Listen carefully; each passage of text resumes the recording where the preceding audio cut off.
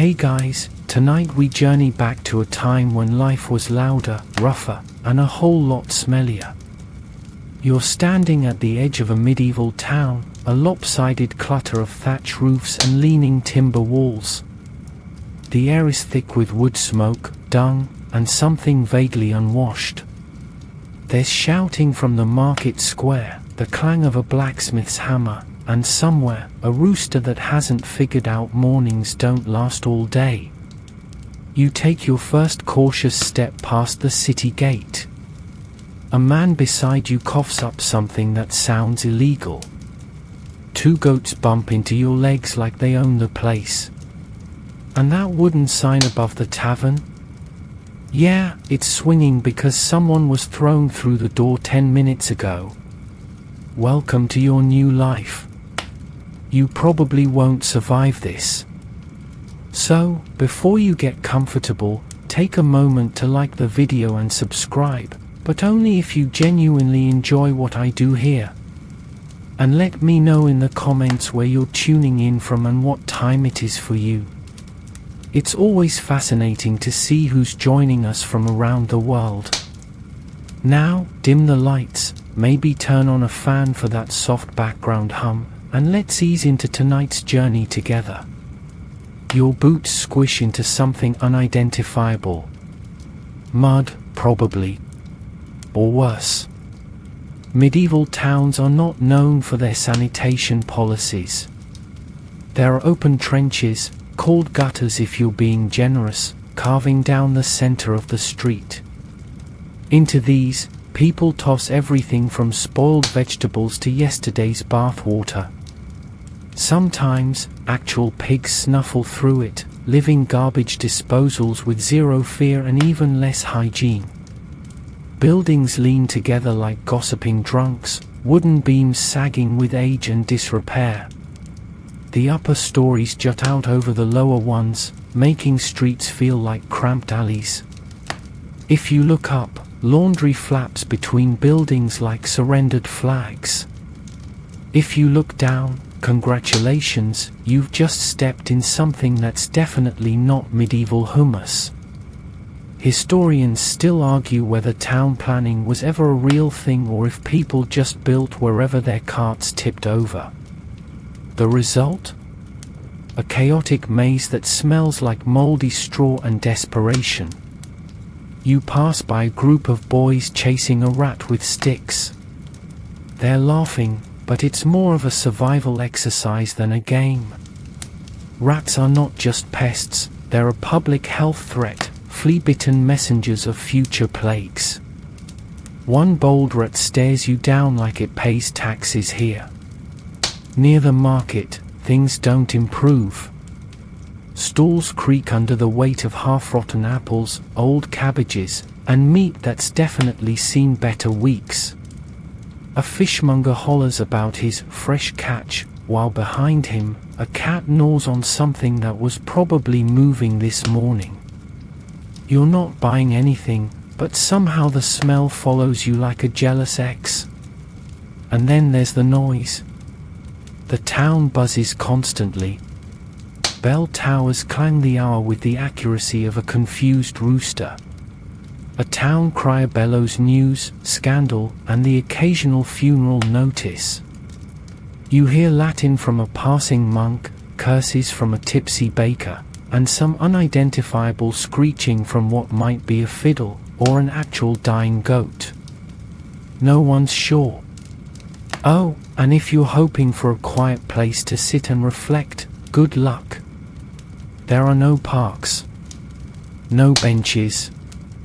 Just barrels, crates, and the occasional suspicious pile of hay. You lean against a building and realize too late that it's someone's privy wall. Congratulations, you're now part of the wallpaper. Speaking of walls, the town's defensive structure is impressive, if you're impressed by splinters and optimism. Wooden palisades or crumbling stonework surround the town, promising safety from raiders and bandits.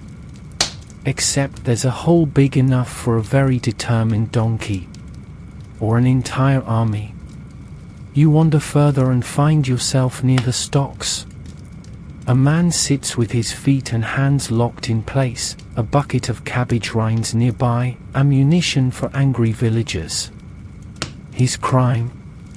Stealing bread. Or maybe he just looked suspicious. Justice here is fast, public, and rarely fair. If you're lucky, you get a fine. If not, well, there's always the pillory, the whip, or, casual execution. Near the church, things get quieter. People lower their voices out of reverence or fear. The church isn't just a place of worship. It's also where records are kept, taxes announced, and doom preached weekly. The priest might be the only literate man for miles, wielding scripture and social control with equal flair. His sermons often include reminders about hell, sin, and the importance of giving exactly 10% of your nothing to the Lord. At the town's edge, a woman with a cart full of herbs and bones mutters to herself. Some call her a healer. Others call her a witch. Her fate depends entirely on the mood of the mayor and whether or not the cows are birthing correctly this month. The thing is, you're not shocked by any of this. You're exhausted. You've been here 10 minutes, and it already smells like pneumonia and regret. But this is your life now. No central heating, no running water, no snacks that aren't moldy. Just endless mud, hard bread, and the vague threat of being accused of sorcery for sneezing at the wrong time. Still, there's something strangely charming about it. The bells, the bustle, the gritty reality of it all.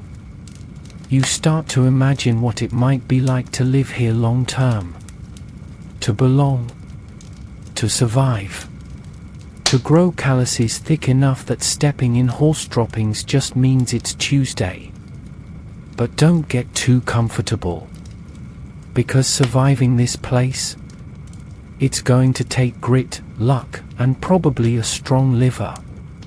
And next up, you're heading home. Or at least, to whatever smoky, bug-infested shack you now get to call home sweet home. Your feet squelch through one final patch of ankle-deep sludge before you duck into your home, or rather, the cramped wooden box that barely counts as shelter. The door creaks ominously, as if protesting your return. No locks. No insulation. Just a crooked wooden latch and some hopes you won't get robbed tonight. Inside, the smell hits first. It's a cozy little bouquet of wet wool, old smoke, stale sweat, and whatever's fermenting in that corner you keep pretending not to notice. If homes had flavors, yours would be somewhere between barn and mildew boot. There are no rooms. Just space. The single room setup serves all purposes: kitchen, bedroom, dining hall, maternity ward, sick bay, and, when necessary, livestock bunkhouse. That's right, sometimes your animals sleep inside with you. Not out of sentiment, but because if they stay outside, someone might eat them. Or worship them. Or both. The walls are wattle and daub, basically sticks crammed with mud. They're drafty and damp, perfect for cultivating the local ecosystem of mold, spiders, and biting things you can't name. The roof is thatch, and when it rains, it leaks in roughly 7 distinct places. Sometimes the thatch houses birds. Other times, it just slowly rots and collapses in clumps onto your face at 3 a.m. There's no chimney. The smoke from your central fire pit drifts lazily around the room, searching for an exit and finding none. Your eyes water constantly, and your lungs are auditioning for medieval black lung. But you endure, because this smoky pit is the only source of warmth, light, and semi-cooked stew.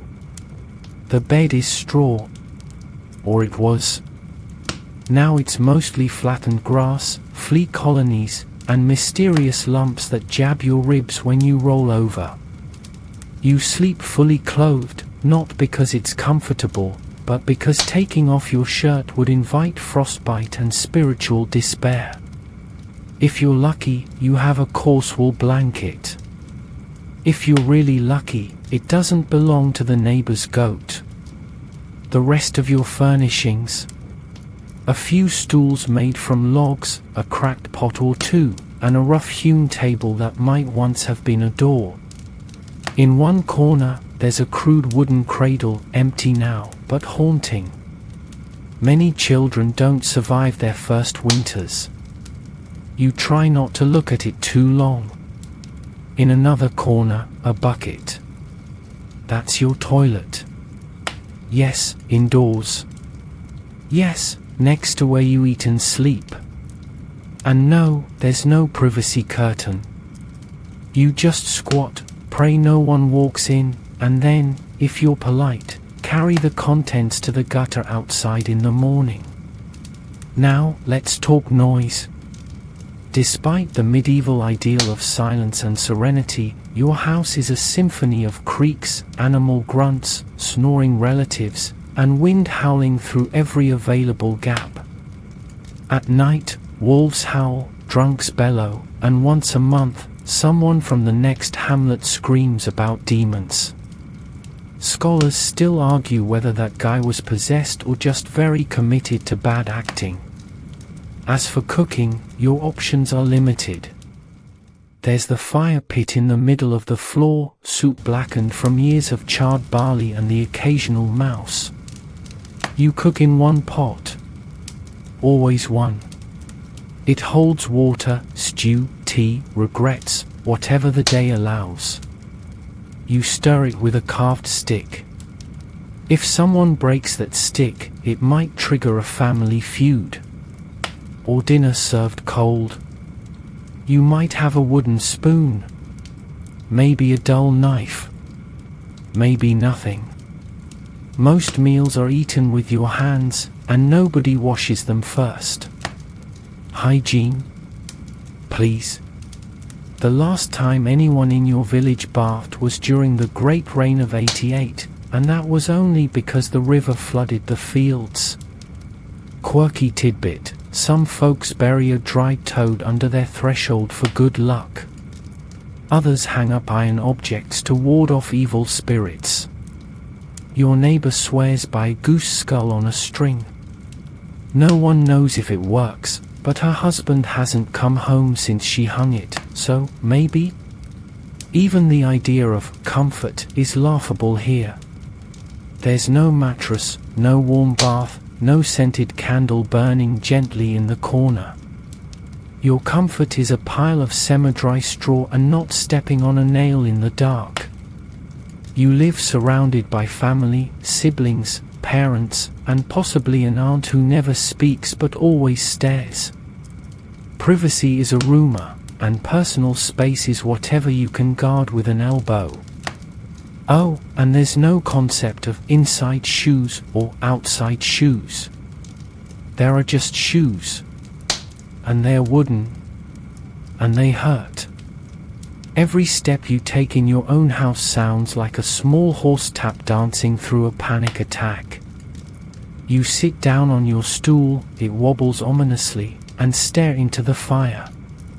It offers warmth, yes, but it also consumes most of your spare wood and fills the room with enough smoke to pickle your eyeballs. But the flicker of flames is hypnotic, soothing in its own brutal way. You try to ignore the scratching noises in the walls. Rats, probably. Or witches. Same difference, really. Here in your humble mud hut, there is no escape. This is home. And it's not getting any better. No renovations. No upgrades. Just endless maintenance using twine, spit, and desperate hope. But you do what everyone else does. You endure. You patch the roof, stir the pot, and pretend that the thing scuttling across the floorboards isn't planning to crawl into your straw bed tonight. This is life now. Mud, smoke, noise, and the sweet, unfiltered joy of making it through another day without catching fire or typhoid. The rooster hasn't even finished its first full crow, and you're already being jolted awake, not by the gentle chime of an alarm clock, but by the shrill wail of a neighbor dumping slop into the street gutter. Morning in the Middle Ages doesn't ease you in with birdsong and chamomile tea.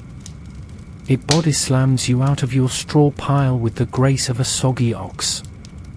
You sit up and instantly regret it. Your back cracks like kindling. Your shoulders ache from a night spent curled on uneven hay. Your legs are stiff, and your head still feels like it's full of chimney smoke. Every morning starts like you've been lightly trampled by livestock, which, let's be honest, might have actually happened. The cold hits next. No central heating.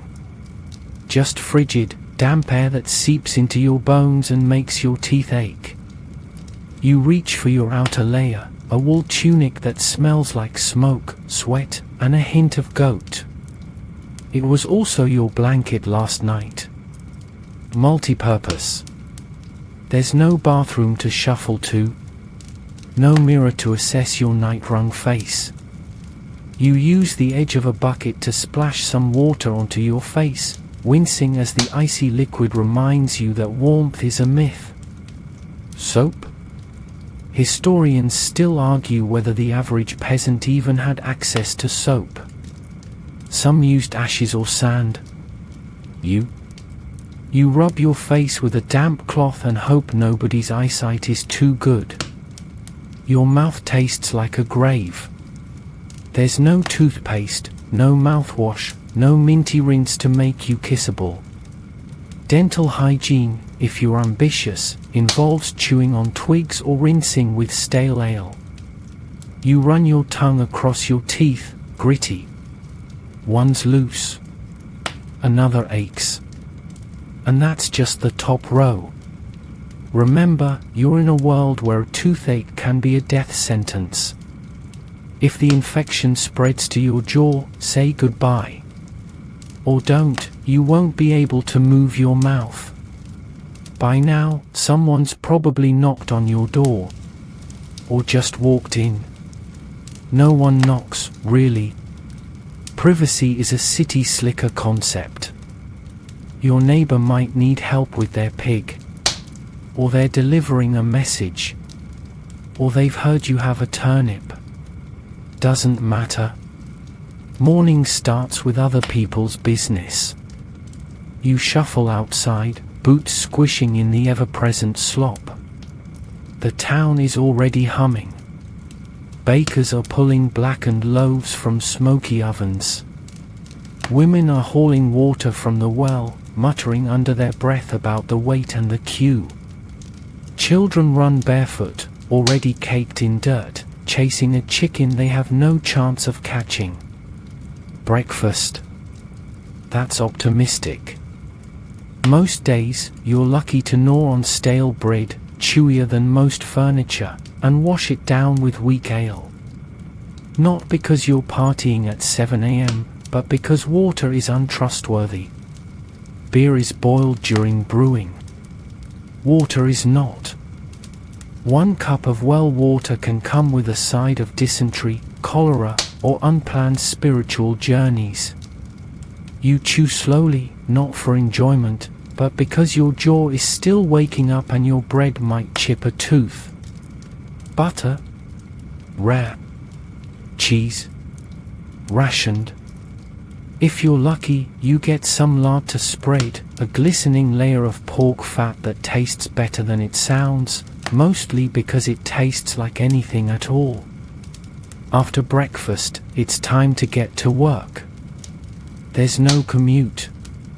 Just a short trudge to your field, forge, stall, or whatever profession chose you at birth. You're not climbing a corporate ladder. You're surviving a very literal one, wooden, splintery, and possibly home to an owl. Even if you're off today, say it's a church feast day, you're still working. Cleaning, hauling, patching, chopping. There's no such thing as leisure. There's just a different kind of tired. Quirky detail for you: some folks believed yawning too wide in the morning allowed evil spirits to enter your body. So if you yawn, better cover that mouth, or get ready to be blamed when the chickens stop laying eggs.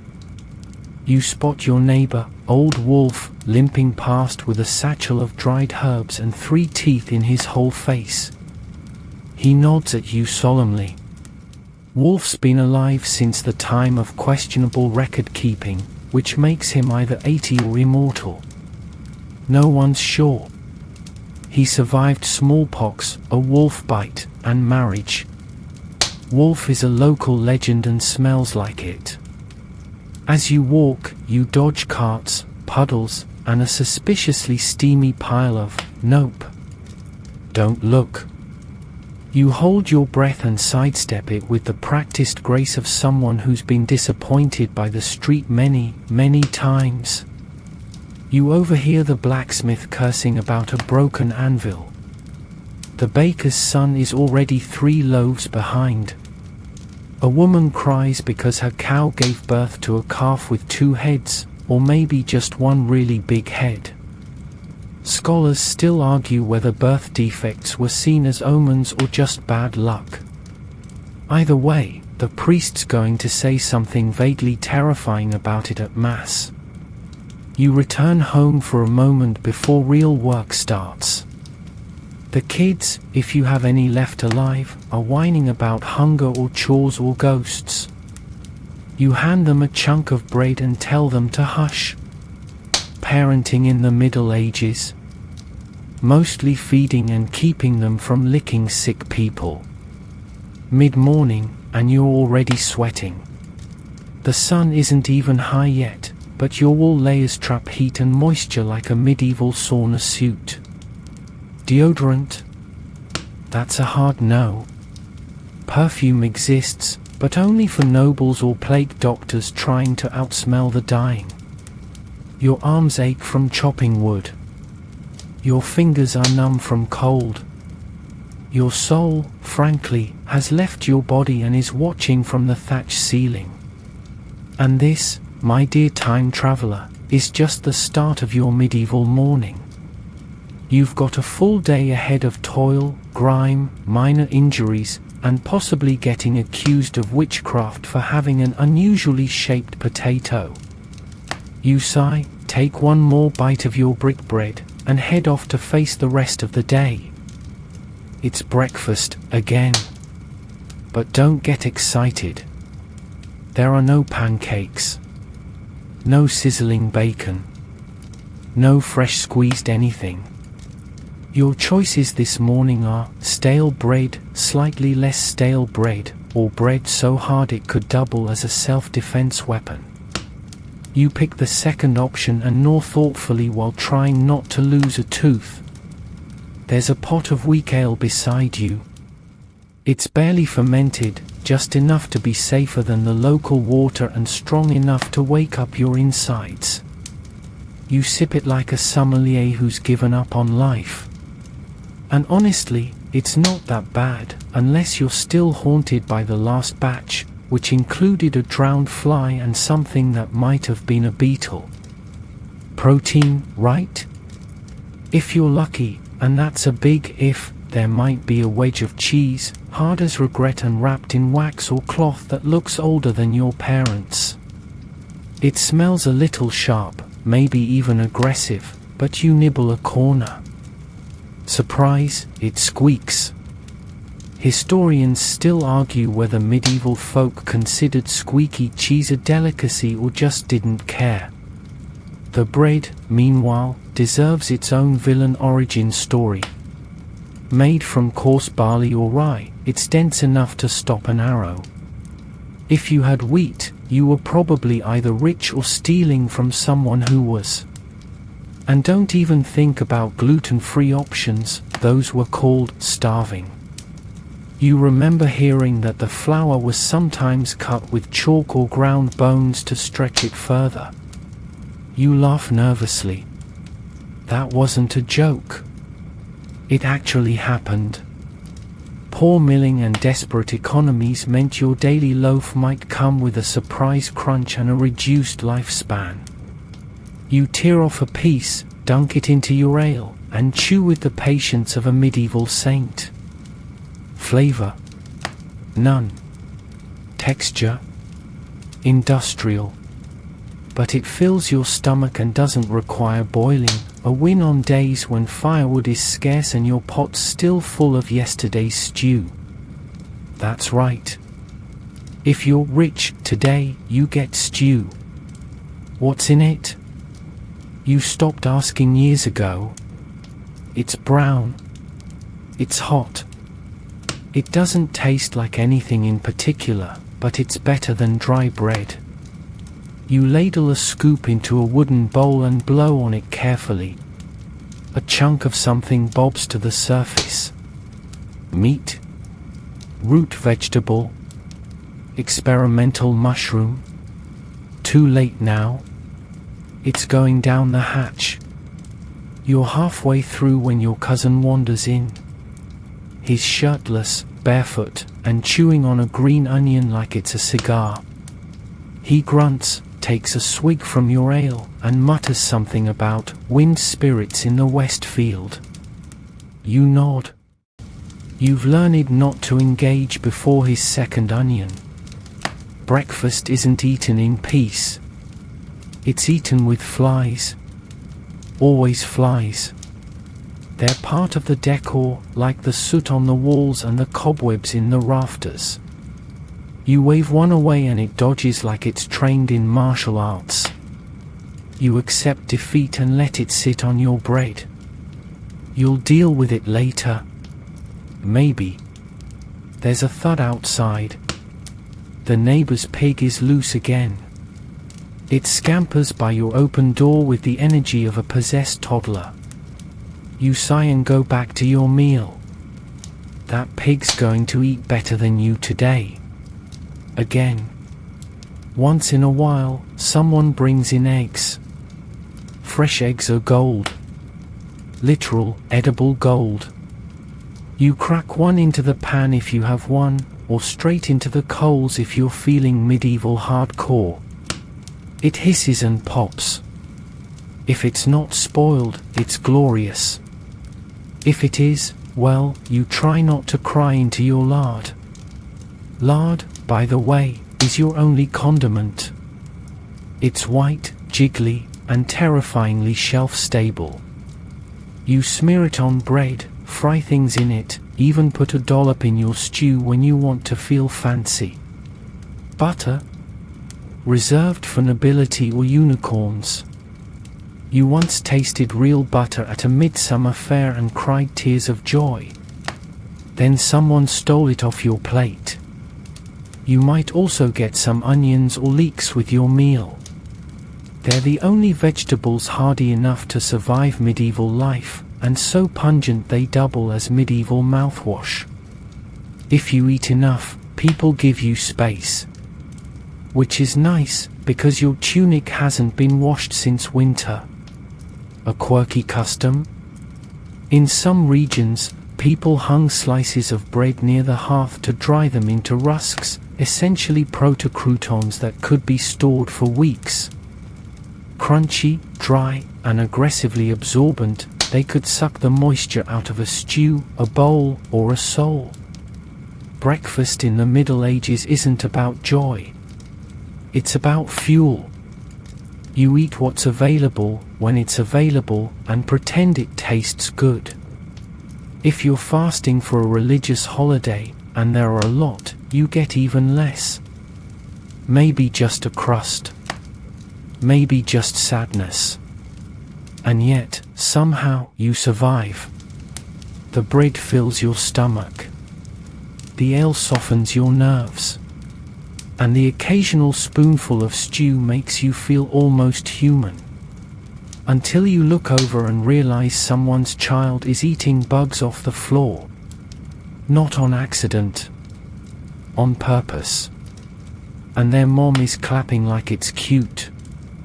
You stand up, stomach groaning, jaw sore from the effort of chewing what's technically food. You stretch, your joints crack, and you mentally prepare for the rest of the day. Farming. Mending. Chopping.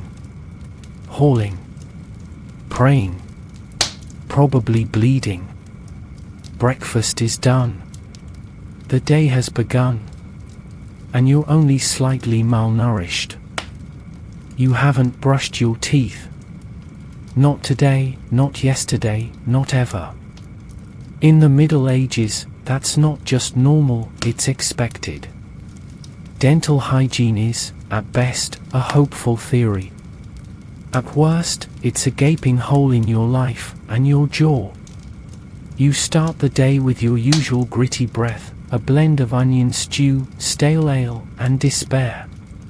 You swish some water, unboiled, risky, and try to scrape your teeth with a twig. It's frayed on one end from use, bark stripped off from sheer gum abrasion. Does it help?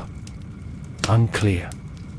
But it gives you the illusion of doing something productive while your molars rot quietly in the background. Toothbrushes, as we know them, don't exist. Some people chew aromatic twigs like sage or hazel, hoping the flavor fights off decay. Others rub ashes on their teeth. Some do nothing at all. After all, what's the point? There's no toothpaste, no dental floss, and no dentist, unless you count the blacksmith with the rusty pliers. A quirky fringe fact. Some medieval texts recommend honey mixed with crushed herbs as a tooth balm. Unfortunately, honey is sugar, and sugar is cavity gasoline.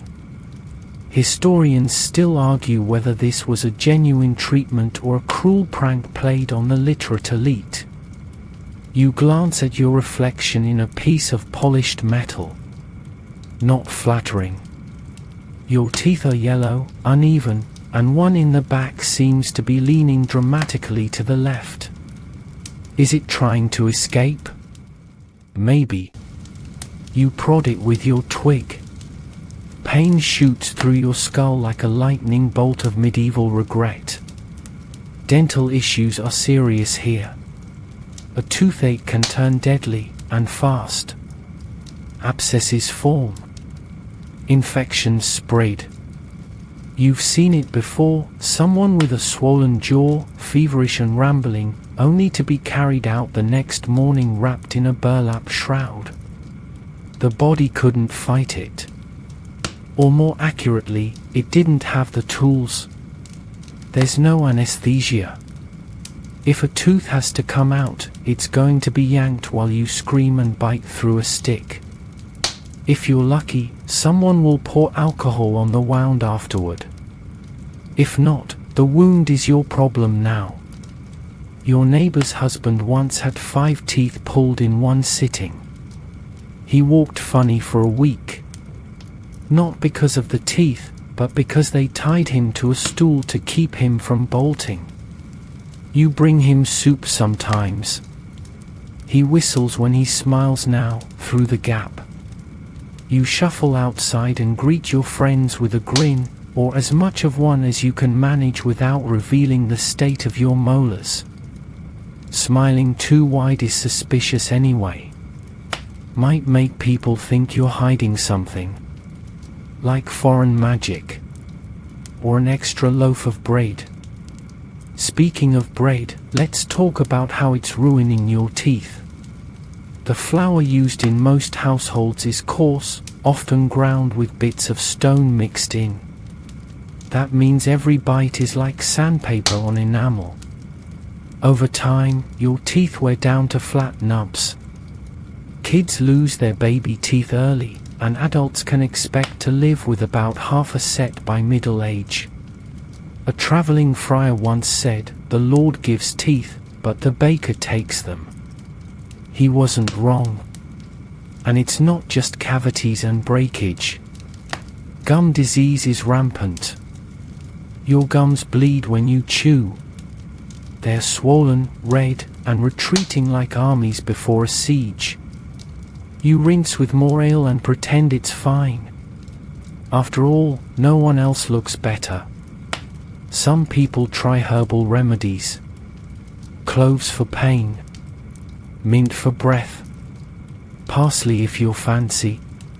But good luck finding mint outside a monastery garden, and cloves are more valuable than your cow. Nobles fare no better. Their teeth might be whiter, thanks to powdered chalk and obsessive vanity, but they rot just as quickly.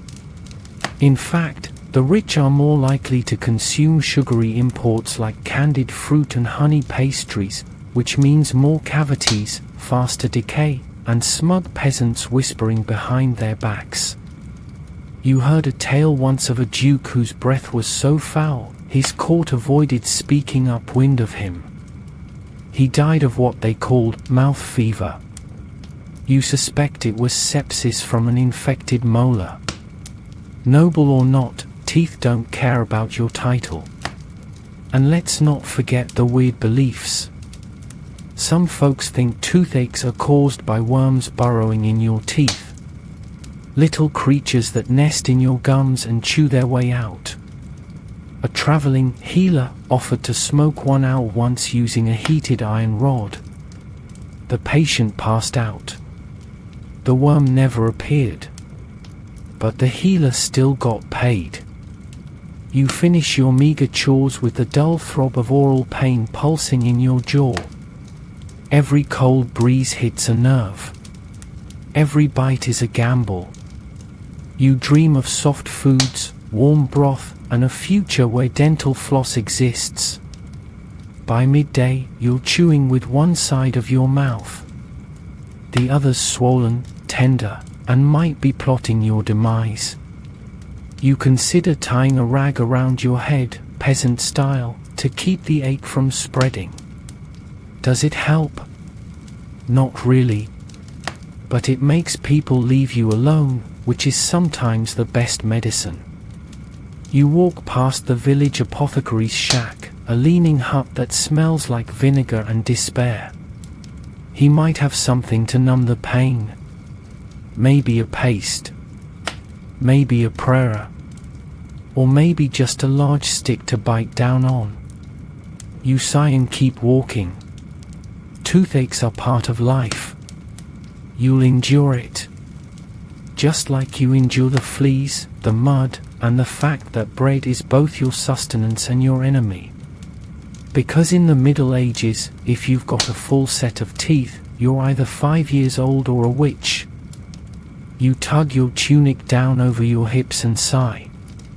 It itches. Everything itches. Medieval clothing isn't designed for comfort, it's designed for survival. And even that's debatable. Your base layer is a scratchy linen shirt, long enough to double as nightwear. Over that, a tunic made of wool. Thick, heavy, and dyed with whatever natural material was available: onions, walnut shells, rust if you're edgy. It's shaped like a sack, hangs like a curtain, and smells like last week's sweat trapped in a hayloft. No elastic. No zippers. Just a belt made from a rope or a leather strap if you're lucky. You tighten it to keep your tunic from flapping in the wind or falling into the stew pot. It also holds your knife, your coin pouch, which is always empty, and sometimes a small wooden charm to ward off curses or toothaches. Spoiler, it hasn't worked yet. Your trousers, if you're male, are woolen leggings. Tight. Uncomfortably so. They're laced up and stitched in ways that make going to the bathroom an Olympic event. If you're a woman, your gown is long, layered, and designed to make working in mud feel like a sport. You try to keep the hem clean, but let's be real, your skirt is a sponge for everything gross. You own one outfit. maybe 2 if you're lucky, or unusually hygienic. Clothes aren't washed often because washing means hauling water, boiling it, and beating your garments with sticks or stones. That kind of effort is reserved for special occasions, like weddings or plagues. Underwear? That's optimistic. A linen shift is the most you can hope for. It absorbs sweat and grime and slowly becomes part of your soul over time. Socks are rare. Shoes are precious. Wooden clogs or leather boots passed down from someone whose feet were definitely wider than yours. Fashion trends? Only in the sense that the Lord's daughter wore blue last month and now everyone wants blue. Dyes are expensive. Most peasants wear browns, greys, and the occasional green if they've bribed someone with turnips. Nobles wear brighter colors and finer fabric, but even they smell like horse blankets after a day in their drafty castles. Quirky tidbit: lice combs were a standard item, carved from bone or wood. Everyone used them. Nobles, peasants, monks, if you had hair, you had bugs. The combs didn't remove all of them, but they made you feel like you were doing something useful while scratching until you bled. You reach for your outerwear, if the weather calls for it. A cloak made of wool, sometimes lined with fur if you're part of the 1%. It's held with a brooch or pinned awkwardly. It gets soaked in the rain and doubles as a blanket at night. It also makes you look vaguely like a mysterious traveler, until you sneeze and ruin the image. Buttons don't really exist yet. Most clothes are fastened with ties, laces, or just strategically arranged layers. Getting dressed takes time, dexterity, and the ability to knot leather thongs with frozen fingers. Laundry day, when it happens, is chaos. Clothes are boiled in a giant cauldron, scrubbed with lye or ash soap, and then wrung out by hand.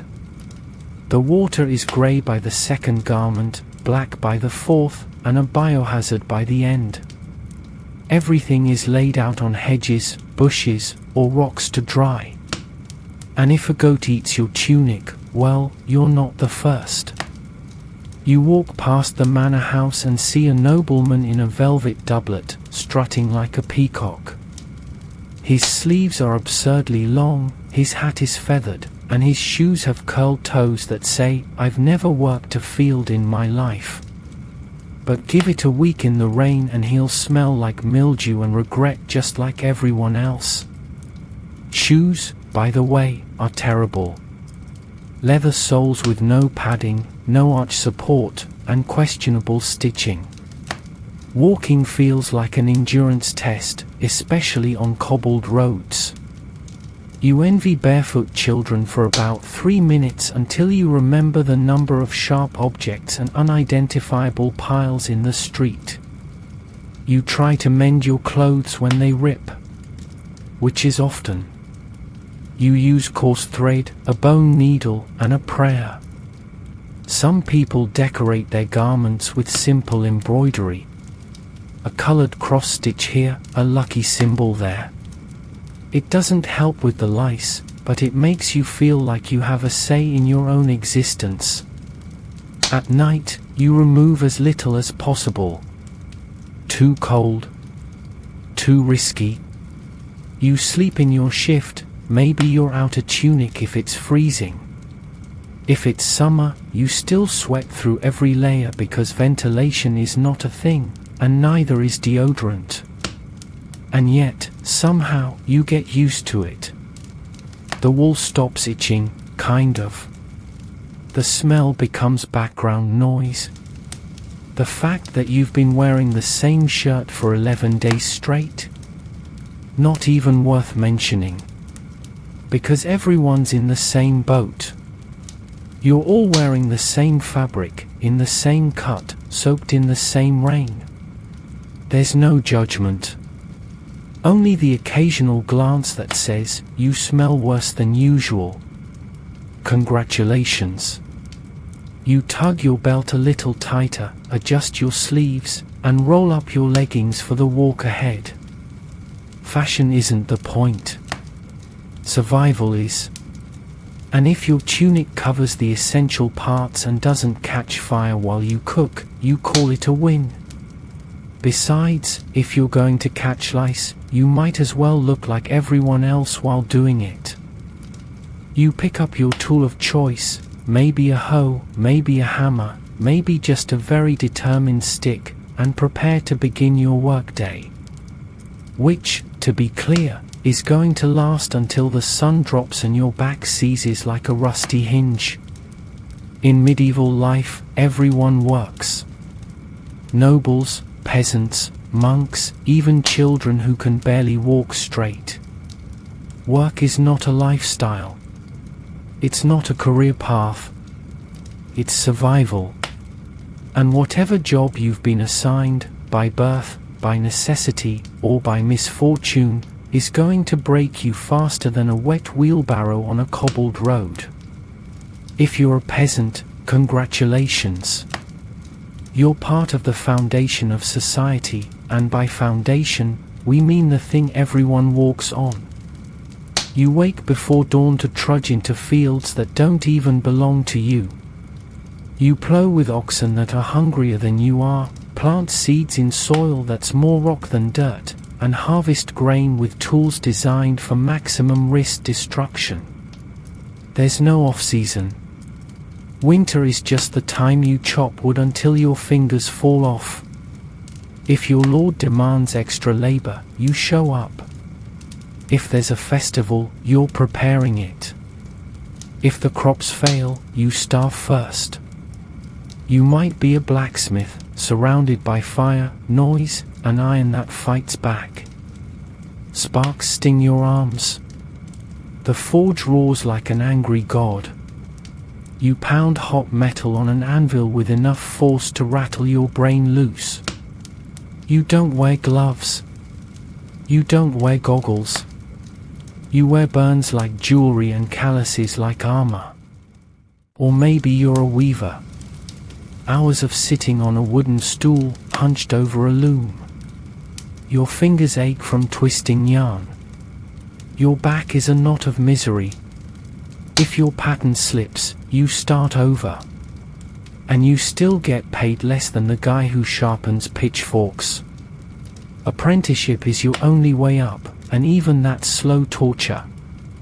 You start at age 7 or 8, doing every nasty job your master hates. Cleaning stables, fetching water, emptying chamber pots. In theory, you learn a trade. In practice, you become an unpaid errand goblin for a decade. If you're a merchant, you live on the edge of bankruptcy, of thievery, of town politics. You haggle, shout, carry heavy sacks, and hope no one robs you on the road or accuses you of cheating and throws you in the stocks. And then there's the clergy. If you're a monk or nun, your life is quieter, but no less demanding. Prayers at 3 a.m., chores before breakfast. Manuscript copying until your fingers cramp into little Latin claws. You're not allowed to complain. You're holy now. Try telling that to your lumbar spine. Quirky tidbit. Monks invented a ton of medieval labor-saving tools, like water mills and improved plows, but they often just gave them to nobles, who used them to extract even more labor from peasants. Progress, medieval style. And don't think knights have it easy. Sure, they wear shiny armor. But that armor weighs about 50 pounds, cooks you from the inside like a bread oven, and makes mounting a horse an embarrassing 3-person operation. When they're not jousting or going off to war, they're training endlessly, managing estates, or getting pulled into some petty noble feud about whose turn it is to hold the banner. Historians still argue whether the average knight actually enjoyed battle or just really hated peace and quiet. If you're a woman, your work never ends. You cook, you clean, you spin wool, you raise children who may or may not live past age 3. You haul water that sloshes out of wooden buckets with every step. You wash laundry in icy streams. You stitch torn tunics by candlelight until your eyes rebel. Pregnant? You still work. Nursing? Still working. Just buried a child? Get back to the loom. Work in the Middle Ages doesn't include ergonomic chairs or union breaks. There are no weekends. There are feast days, and those mostly involve church, penance, and maybe a slightly fresher loaf of bread. Tools are simple. A hoe made of wood and iron. A saw with jagged teeth. A bucket you carved yourself from planks that constantly leak, but not enough to warrant starting over. You repair everything yourself. If your tool breaks, so does your income. By noon, your hands are cracked. Blisters have become calluses, and your spine is whispering threats. You stop for a meal, maybe more bread, maybe soup, maybe some dried fish that tastes like sea-flavored regret. Then it's back to work. Always back to work. Mending fences. Shaping iron. Gathering firewood. Walking 3 miles to buy salt and then 3 miles back while carrying salt and questioning your life choices. By evening, your body is done. You limp home covered in soot, mud, hay, and your own dried sweat. You smell like you've been trapped in a chimney full of goats. You want to collapse, but first there's dinner. Then chores. Then prayers. Then someone yells because the roof is leaking again. You fall into your straw bed, twitching, aching, and fully aware that tomorrow will be exactly the same. No days off. No safety net. Just one endless grind. And the wild part? You're one of the lucky ones, employed, healthy-ish, and not in debtor's prison.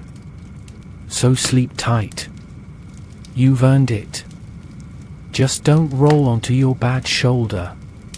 Or your worse one.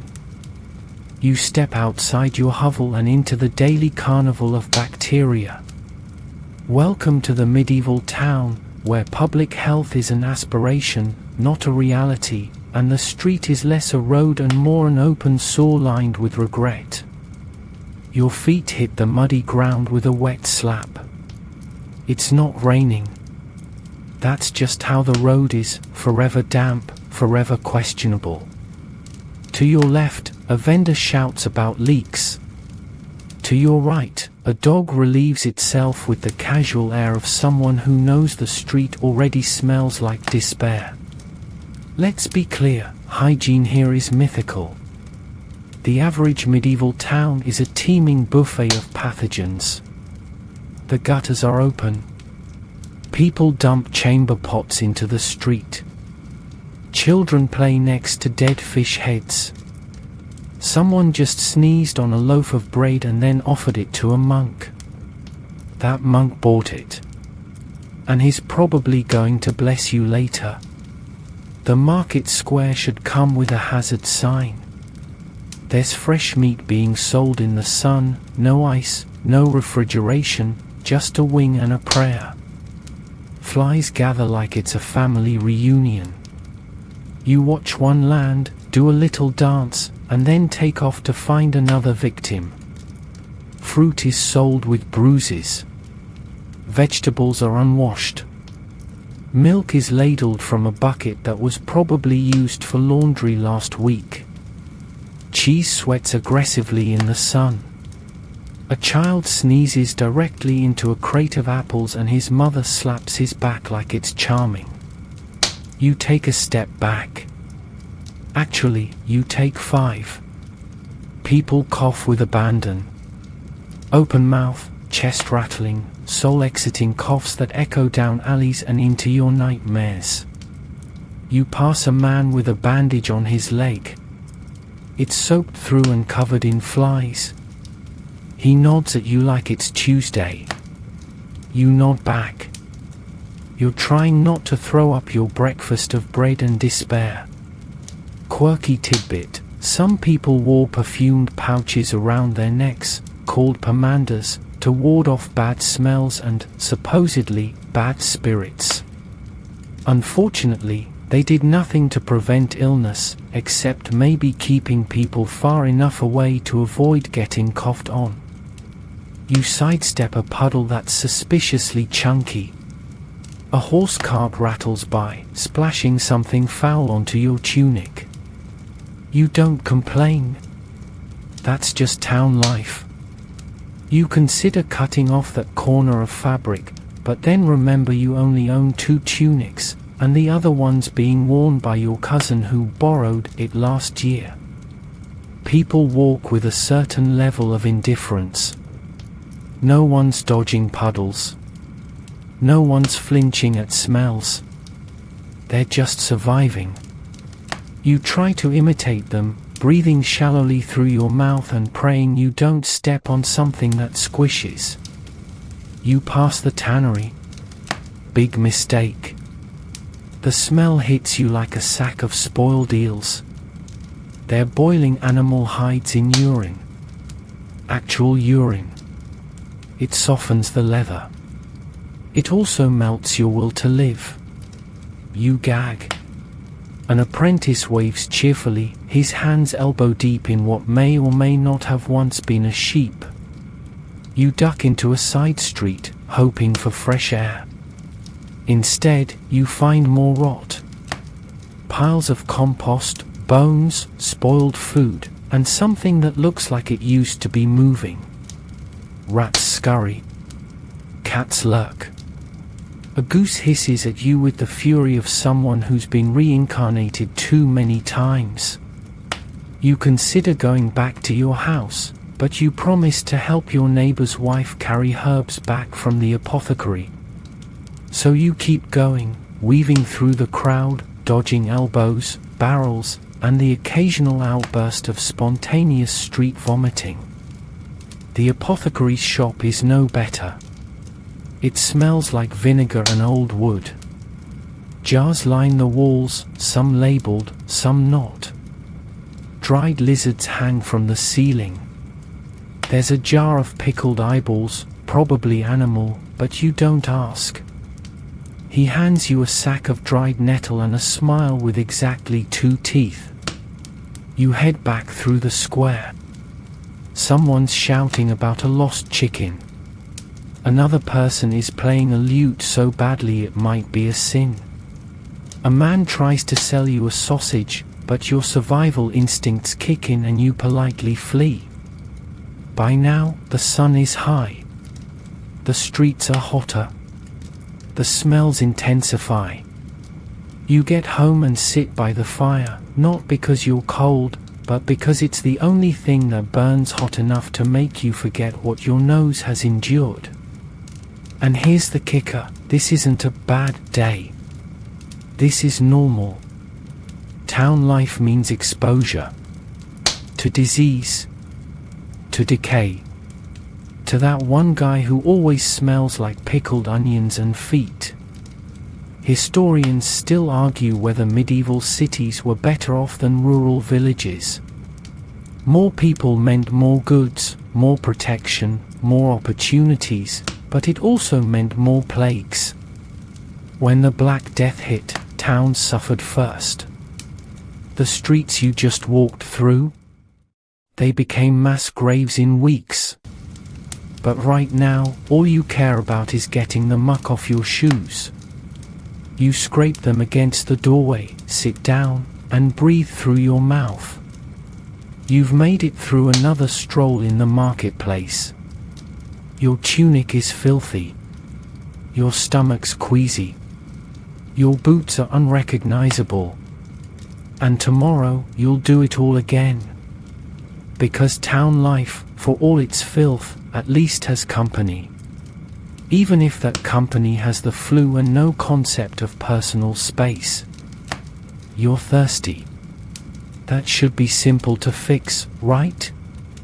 You go to the well, draw up some fresh water, take a drink, and go on with your day. Except, no. This is the Middle Ages. And the only thing guaranteed about your next drink of water is that it might kill you faster than a sword through the gut. You shuffle to the communal well, clutching a wooden bucket that smells like mildew and old soup. The line is already 5 people deep. Everyone's quiet, just the occasional grunt or mutter about the weather. You try not to stare at the bucket someone else just lowered in. It's got greenish bits floating on top and a suspicious film of something that looks like it could form sentient life. When it's your turn, you crank the handle and pull up your prize. The water glistens in the sunlight, clearish, with just a hint of mystery. You dip your cup, stare into it, and pause. You see movement. A squiggle? A speck? Is it swimming or just settling? Either way, you hesitate. This is why most people don't drink water.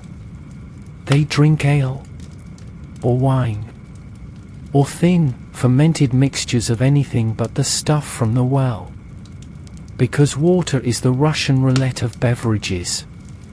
If it's not tainted by waste runoff, it's full of bacteria from rotting animal carcasses upstream. If it smells like eggs, that's sulfur. If it doesn't smell at all, congratulations, it's just bland poison. Children are often weaned onto watered-down beer. It's weak, but at least it's been boiled during brewing. Toddlers sipping ale from tiny cups. Normal. Safer than milk, which can go bad overnight, and definitely safer than trusting a stream that doubles as a horse bath and a laundry tub. You remember the story of old Lena, drank straight from the creek last spring. She was healthy, spry, even had most of her teeth. 3 days later, she was raving about frogs in her shoes and didn't recognize her own goat.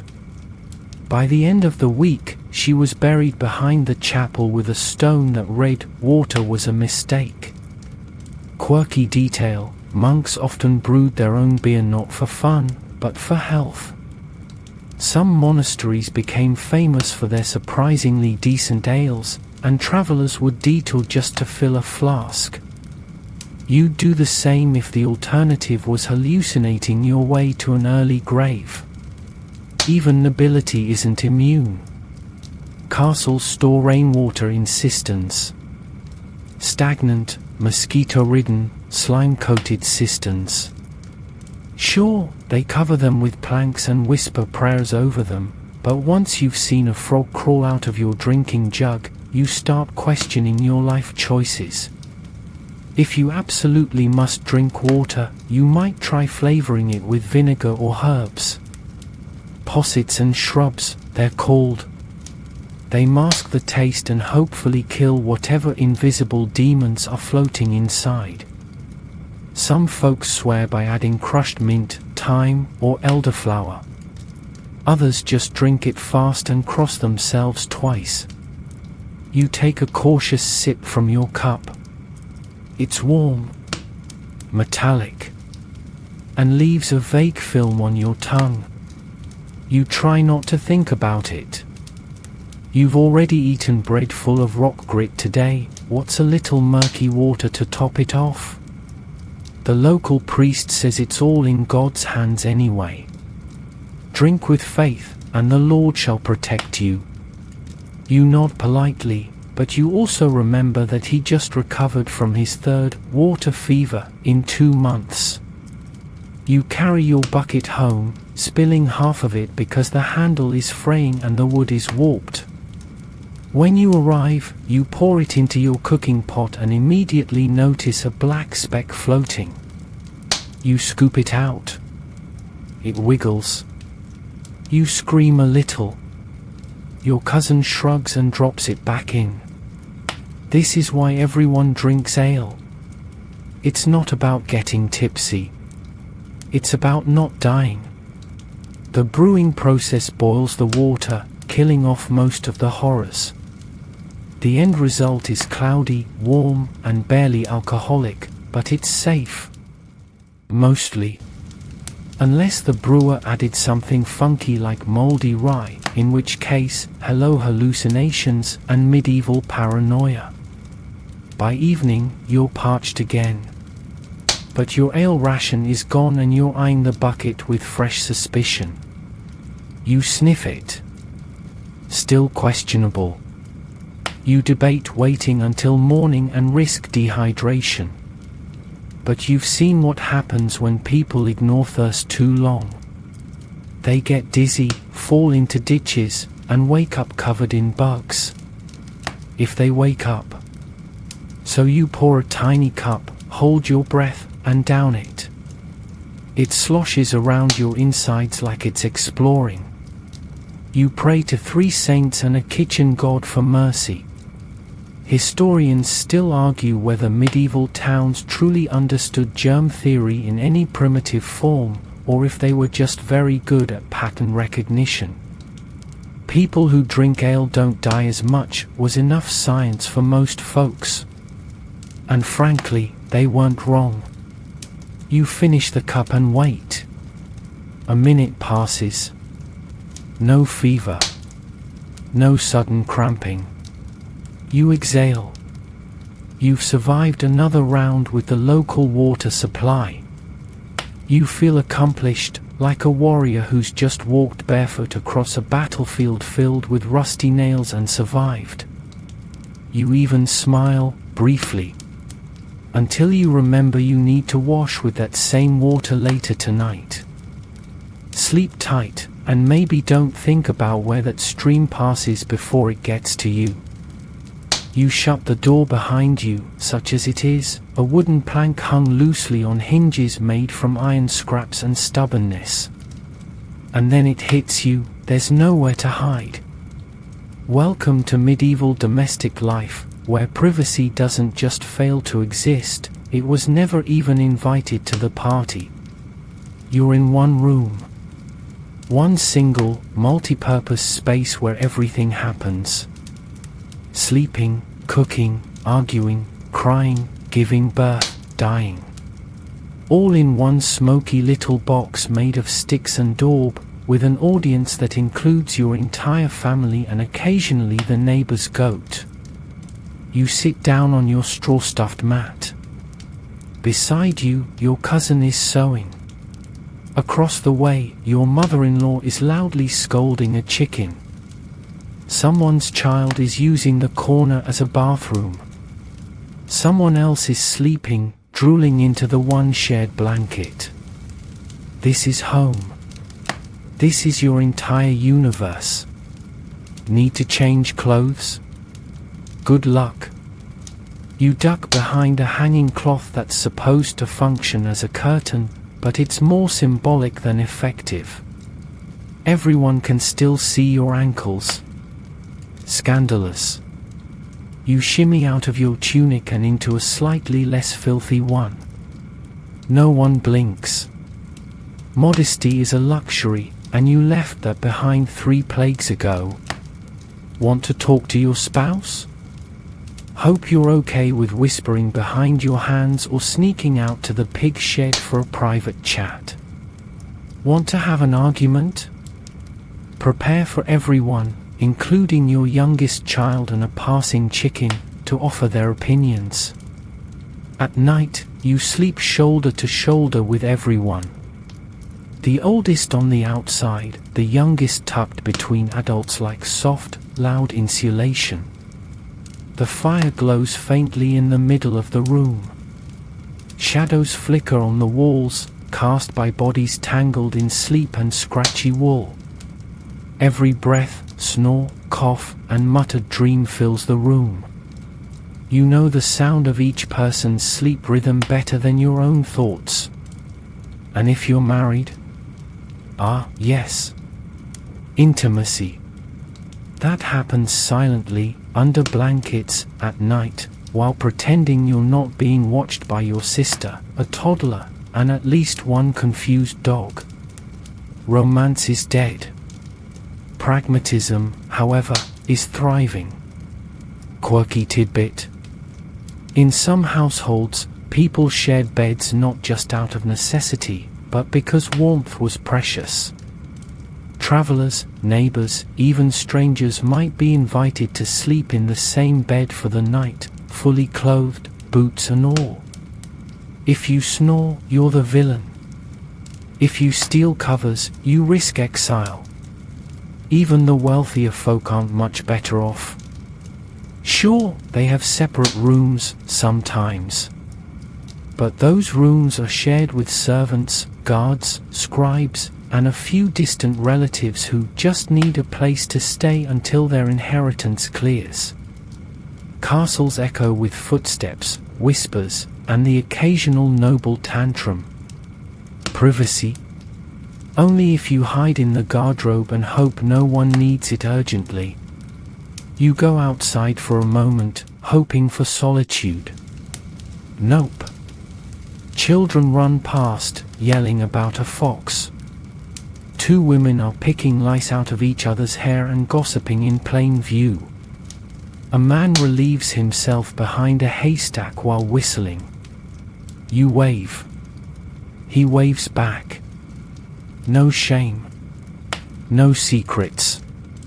Even in confession, you're only half private. You kneel in a box or near the priest in the corner of the church.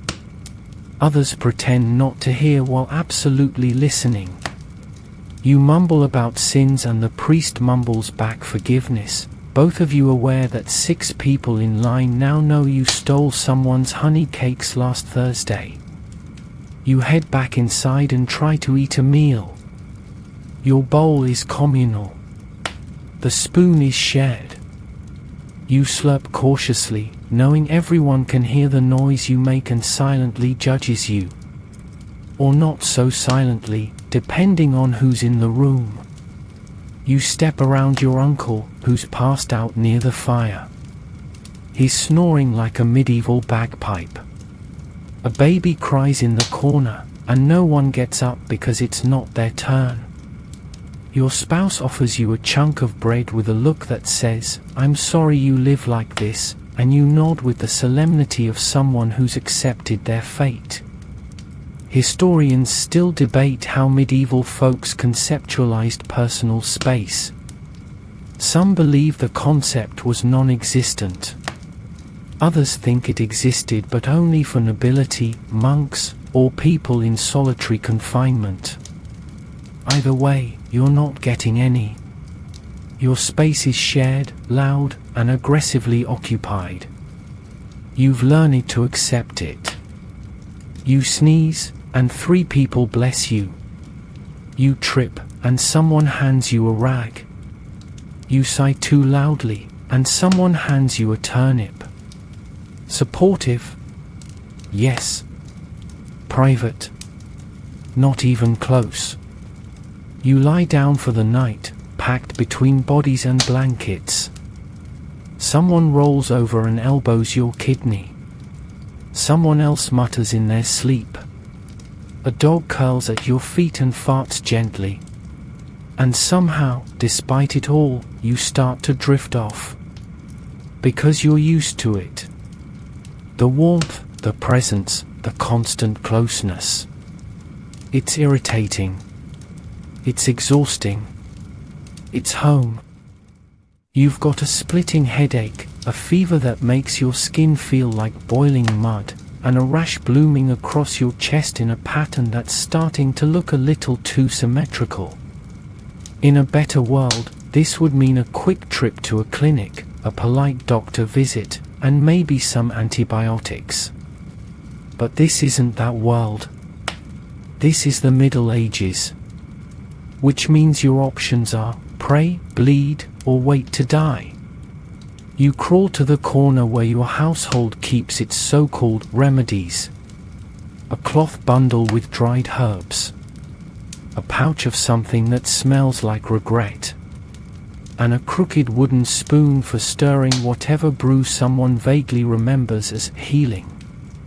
You don't trust any of it, but at this point, your body's staging a coup, so why not? Your neighbor, a self-declared healer who's definitely not a witch, she'll say it twice just in case the priest's within earshot, shuffles in and gives you a once-over. She mumbles about imbalanced humors, which is medieval speak for your bile is being dramatic again. She gives you something to drink. It's bitter. It might be made from elderflower, mugwort, or expired pond water. Then she opens her bag and pulls out a leech. That's right. A leech. Because here in the 12th or 14th century, people believe your body is governed by 4 humors: blood, phlegm, black bile, and yellow bile. When you're sick, it means one of those is out of whack. The solution? Remove some. With a knife. Or with a slippery, hungry little creature that sticks to your skin and slurps. You lie still as the leech does its work. It's not painful, exactly.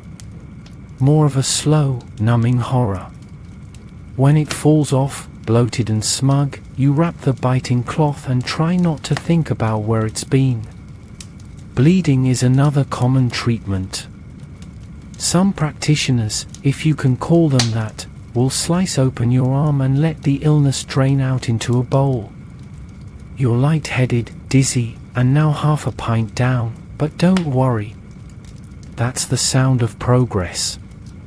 Historians still argue whether these practices ever helped or if the placebo effect was just exceptionally determined back then. Quirky tidbit: certain diseases were blamed on celestial misalignment. A bad case of boils? Must be Mars and Saturn squabbling again. There were even star charts drawn up to determine the best days for surgery. Hint: none of them were good days. If you're wealthy, you might call in a physician. He arrives with a fancy hat and a book in Latin he can't actually read. He touches your wrist, sniffs your breath, and then confidently prescribes something wildly unhelpful. Perhaps a syrup made from crushed pearls and goat's milk. Perhaps a special diet that includes no vegetables and plenty of prayers. And if the doctor fails? Time for divine intervention. The priest is summoned. He sprinkles holy water, recites scripture, and asks about your sins. Because sometimes illness isn't just biological, it's spiritual punishment. Cursed by envy, or greed, or that time you stole a meat pie during Lent. You're told to confess. Just in case the Lord is listening more closely when you're halfway to the grave. If the rash spreads, your family considers isolating you. Not in a private hospital bed, mind you, just in a shed, a side room, or under a pile of hay. If it looks contagious, they'll pray from a distance. If it smells, they'll toss herbs around you to cleanse the air. You remember the baker's son got sick last autumn. First it was coughs, then blood, then silence. The healer said it was lung rot. The priest called it God's will. Either way, he's buried near the old oak tree now. If you survive the week, everyone calls it a miracle. If you don't, they say it was your time. That's medicine here, a gamble, a guess, and a whole lot of guesswork tied together with superstition. For wounds, things are no better. Get a cut.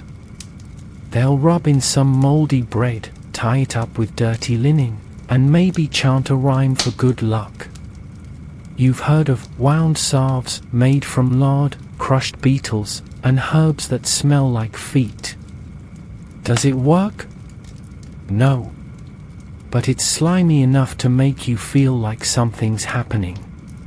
Surgery? That's a word you fear. If something needs removing, a boil, a tooth, a limb, it's done with no anesthetic, a dull knife, and a few strong friends to hold you down. The pain is so bad people pass out.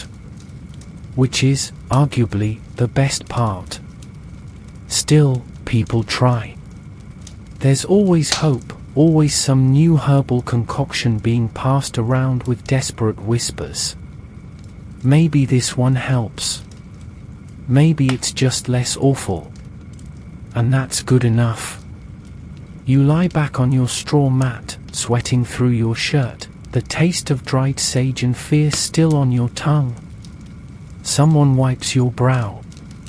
Someone else checks the leech. It's fat again. You close your eyes and wait. For morning. For healing. For the fever to break or your will to. And somehow you make it. Because medieval medicine is less about science and more about sheer, stubborn survival. You wake up to the sound of bells. Not the pleasant, churchy kind that hint at celebration or feasting, but the dull, grim toll that means one thing: someone's died. Again. You sit up slowly. Your joints protest. Your back cracks like a broken fence. You glance around the room. Everyone else is still asleep, or pretending to be. No one wants to ask who the bells are for. Could be old Marga. Could be the butcher's youngest. Could be that man who kept coughing on everyone at the market last week. Honestly, it could be anyone. Or everyone. Because death is always nearby. It doesn't knock. It doesn't ask. It just walks in, sits at your fire, and waits. Childbirth? A minefield. Your neighbor just gave birth last month. The midwife came, muttered prayers, boiled water, and waved some herbs around. The baby arrived blue. The mother bled for hours. Only one of them survived. The others wrapped in linen and buried before sunset. No gravestone. Just a wooden marker and a whispered name. You remember the look in the midwife's eyes, tired, unreadable. She's seen too many of these. She doesn't cry anymore. And if the child does survive, don't get attached too quickly. 1 in 3 won't make it past their 5th birthday. Disease, hunger, cold, accidents, it's a long list of short lives. Your friend Thomas lost 2 children to the wasting. No one knows what it was. They just got smaller and smaller until they disappeared into their blankets. The priest said it was penance. Thomas hasn't smiled since. Adults don't fare much better. You hear about it constantly. Someone fell into a ditch, broke a leg, and died of fever. Someone got bitten by a dog, went mad, and foamed at the mouth. Someone ate bad fish, swelled up, and turned purple. The graveyard is growing faster than the wheat fields. Death isn't a rare event. It's routine. It's part of your schedule. You eat, you work, you bury someone. Then repeat. There's no formal mourning, not for most. You wear black if you can afford it. Maybe hang your head a little lower. But life keeps going. The animals need feeding. The firewood needs chopping. You grieve between chores. And the rituals, they vary. Some families light candles. Others hang herbs over the door. A few paint crosses above the bed. Not to honor the dead, but to keep the living from joining them. Quirky detail? Some believed that death could linger in fabric, so clothes worn by the deceased were burned. Others wore them immediately, thinking it transferred luck. One town even buried a chicken with each body, just in case the soul needed company. Historians still debate how much of this was religion and how much was pure, undiluted fear. Because the Church explains death in detail: sin, hell, purgatory, divine punishment. But explanations don't bring comfort when your neighbor's coughing up blood, or your sister's shivering through her last night, or the sky turns black with plague clouds. Speaking of which, the plague. It's not here right now, but it will be. Sooner or later. You've heard the stories. Cities emptied. Corpses in carts. Masks filled with herbs. Whole villages gone silent. When it comes, there's no fighting it. Just hiding, praying, and hoping you're not on its to-do list. But even without a full-blown epidemic, smallpox, dysentery, typhus, and the bloody flux are enough to keep everyone on edge. Every cough is a gamble. Every fever a coin flip. You step outside to get air. The air smells like smoke and old onions, but at least it's not thick with grief, yet. You pass a woman crying into a bundle. You don't ask. You just nod. You've been there. Down by the chapel, the gravedigger works early. He hums a tune. He's too used to this. You hear the shovel strike earth. A quiet, awful sound. It echoes. Children play nearby. Not out of disrespect, just because they're alive and don't know not to yet. Life goes on. And on. Until it doesn't. At night, you whisper a prayer you barely believe. For health. For strength. For a little more time. And when you blow out your candle, you don't wonder if death will visit. You wonder who it will take next. Nature is calling, and not in the gentle, spa-like way. It's urgent. It's medieval. And it's about to become a logistical nightmare. You look around your one-room home, already too crowded with sleeping bodies, goat noises, and the faint aroma of someone's lingering stew burps. There's a bucket in the corner. The bucket. It's been used twice already tonight. It smells like boiled cabbage and sins. You stare at it. You consider your options. Spoiler, there are none. This is the Middle Ages, and bathrooms as you know them don't exist. Not in homes. Not in public squares. Not even in most castles. There's no flushing, no porcelain, no minty air fresheners. Just buckets, ditches, pits, and a lot of denial.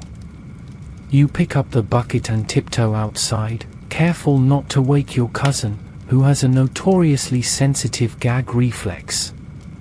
The night air slaps you in the face like a frozen trout. You squint toward the street. It's dark. Very dark. There are no street lamps. Just moonlight, stars, and the vague hope that no one's lurking with bad intentions and a bladder of their own. You walk down to the edge of the village, holding the sloshing contents of your bucket at arm's length. There's a designated ditch for this sort of thing. More like an open sore that snakes around the houses and makes its presence known every time the wind shifts.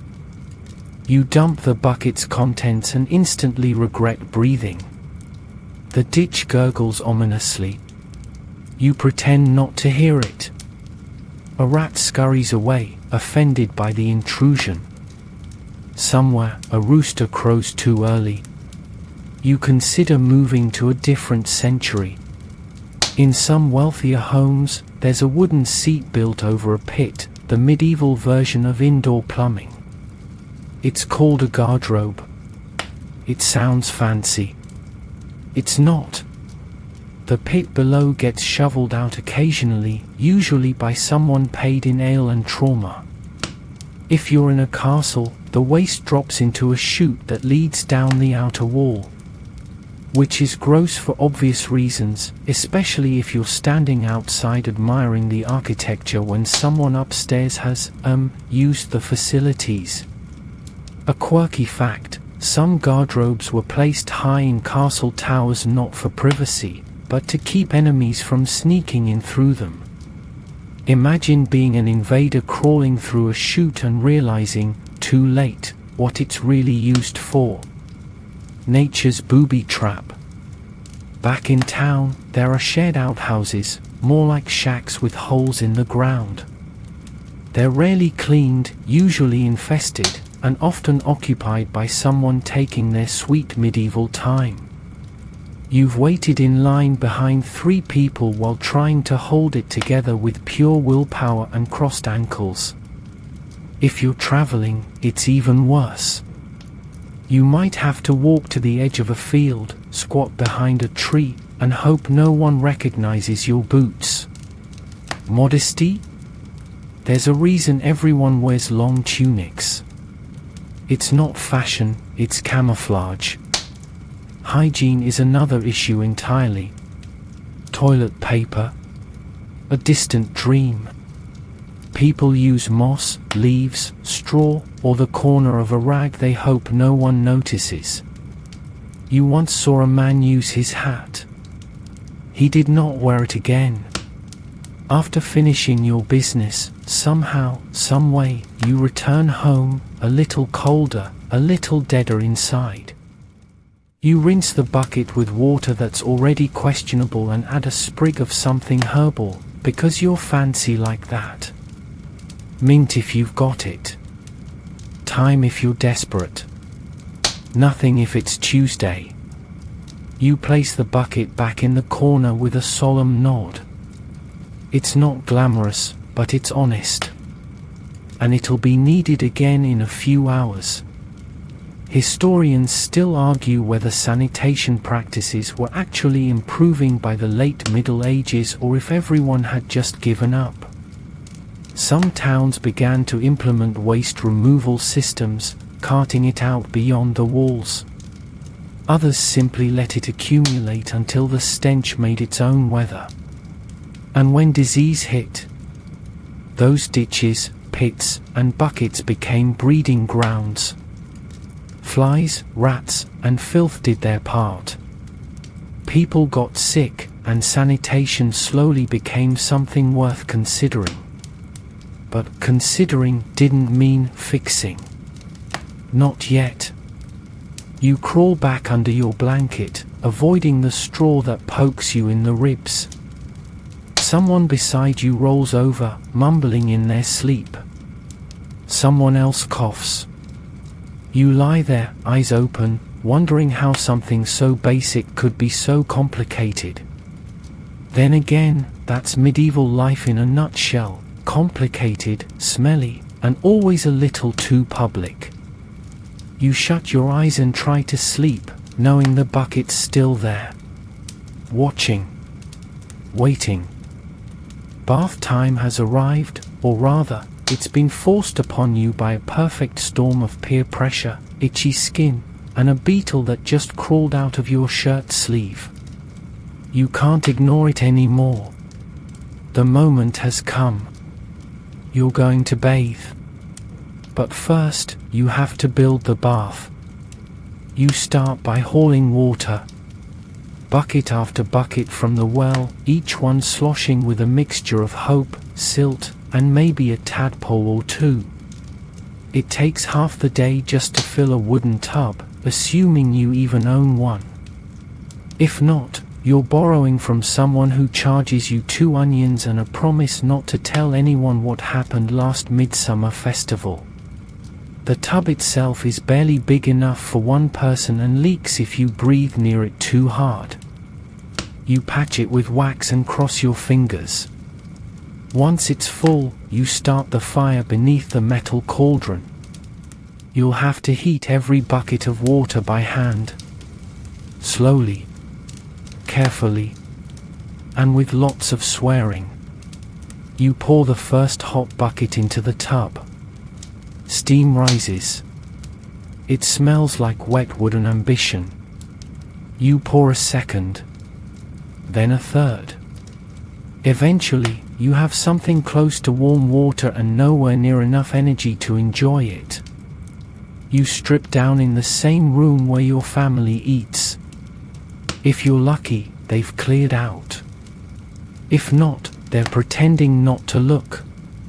Privacy, as we've already covered, is a fairy tale. You step into the tub, the warm water hugging your ankles like a temporary miracle. Then your knee hits the edge and you curse medieval carpentry. You sit. The water barely covers your thighs.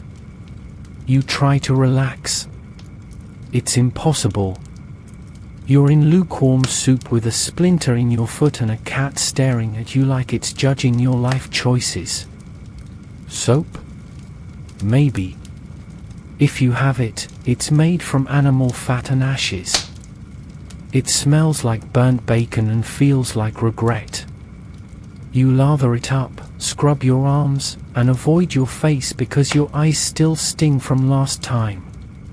Rinsing is a challenge, involving a cup, a lot of splashing, and at least one mild flood. You hear a knock. Someone else wants to use the tub. You have 5 more minutes. You use one of them to scrub your feet. The other 4 are spent just sitting there, wondering if this counts as happiness. Bathing is rare. Once a week if you're rich. Once a month if you're lucky. Once a season if you're most people.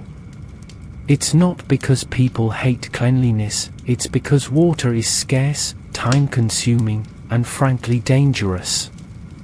Getting wet in winter without a quick way to warm up? Say hello to pneumonia. Quirky tidbit: public bathhouses existed in some towns.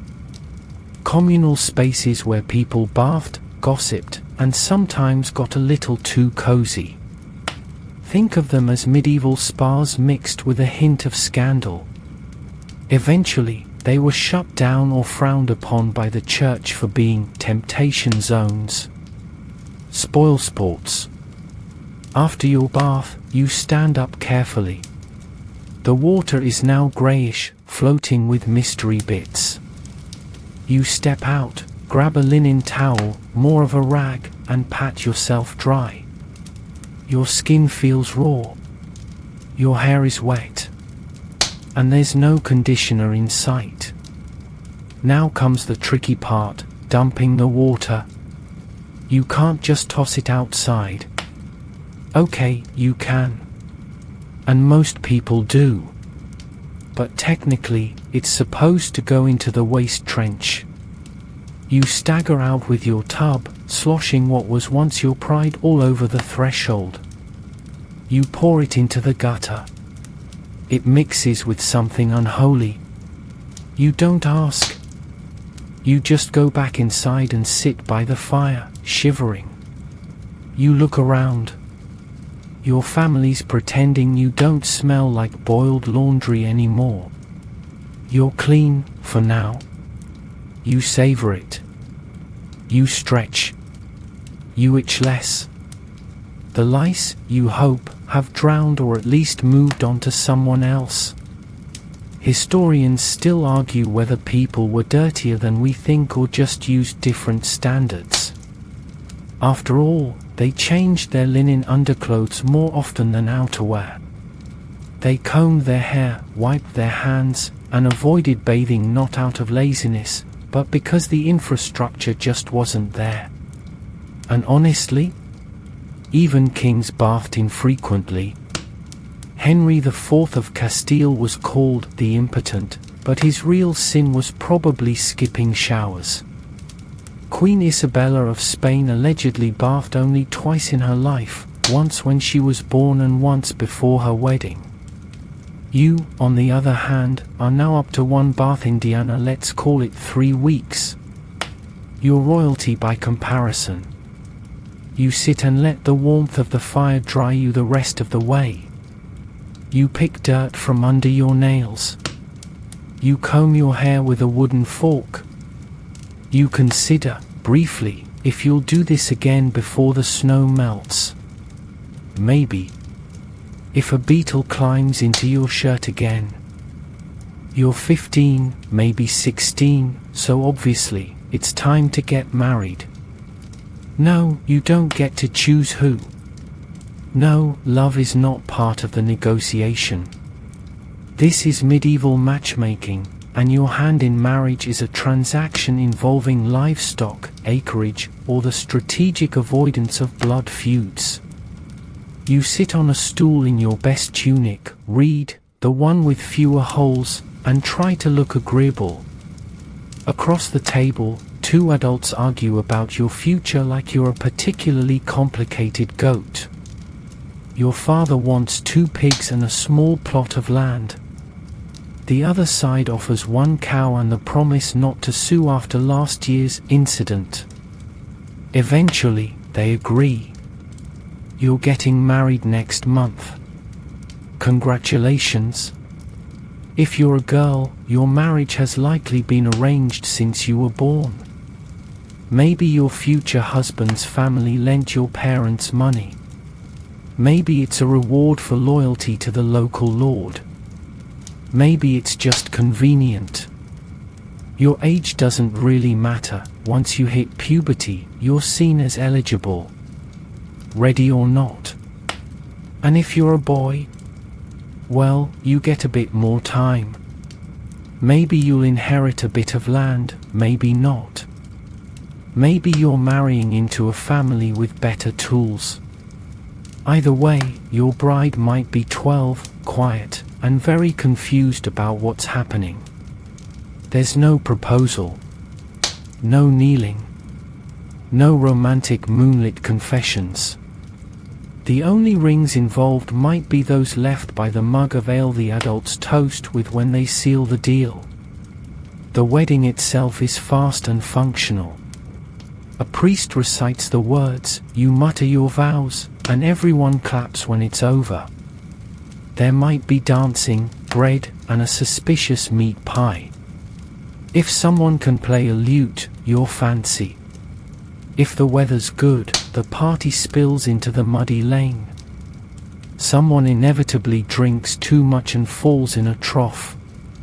You and your new spouse, who you've known for all of 5 conversations, are now bound together for life. Or until one of you dies, which statistically isn't far off. You head home, and if you're lucky, there's at least a clean corner of straw to share. Intimacy is expected immediately, regardless of nerves, readiness, or mutual understanding. You have no privacy, remember? So good luck navigating the first night with half your family snoring beside you and the goats eyeing you like they've seen this before. Quirky custom, in some places, the whole village witnesses the bedding ceremony. Yes, people escort you to your marital bed, throw flower petals, and then just wait outside while you do your duty. Some even cheer when it's done. Romance. Once married, your life shifts from childhood to full adulthood with the snap of a garland. If you're a woman, you're expected to bear children quickly, preferably boys. You cook, clean, sew, and help in the fields. If you're infertile, people talk. If you lose a child, they nod sadly and wait for the next one. Men are expected to provide, to farm, to protect, to kneel before their lord when called. But marriage doesn't shield you from hardship. It doubles it. Now you're 2 people trying to survive with the same amount of food you struggled to live on alone. Love might come later, or not at all. Some couples grow fond of each other. Others just coexist, like mismatched boots. You help each other through plagues and cold seasons and bad harvests. You argue about pigs and bread and who forgot to patch the roof. You grow old together, or at least older than the rest of the village. For nobles, marriage is politics. Your union might decide a war, or end one, or start 5 more. You're shipped off to a foreign land to marry someone who doesn't speak your language but does own 4 castles and a vineyard. You try not to die in childbirth or be poisoned by a jealous cousin. Historians still debate how common love was in marriage. Some letters from the era are tender, filled with affection and even longing. Others read like grocery lists. But most marriages, they were arrangements, business deals, family strategies dressed in linen and lace. You watch your younger sister get betrothed at 12. She's scared. You smile at her and tell her it's not that bad. Then you both laugh, because that's the only real defense you have. You remember a friend who ran away to avoid an arranged match. She hid in a monastery and claimed divine calling. They made her scrub floors for 10 years. But she said it was worth it. No husband. No babies. Just hard labor and the occasional singing. You lie down beside your spouse, both of you staring at the dark ceiling, listening to the wind rattle the thatch. You whisper a joke. They chuckle. It's something. Not love. Not yet. But maybe a start. In the morning, the work continues. You're not newlyweds. You're survival partners. 2 players on the same impossible team. And in the Middle Ages, that's the best kind of marriage there is.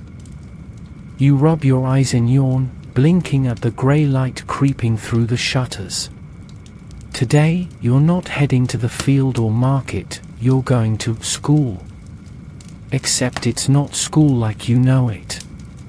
It's not filled with lunchboxes, colourful desks, or free Wi-Fi. It's a freezing stone room, an angry monk, and the lingering smell of old wax and stricter expectations. If you're here at all, you're already rare. Most kids don't get an education.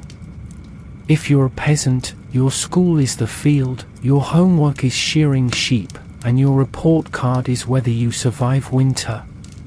But if your parents scraped together enough coin, or you got lucky with a church connection, you might end up learning your letters.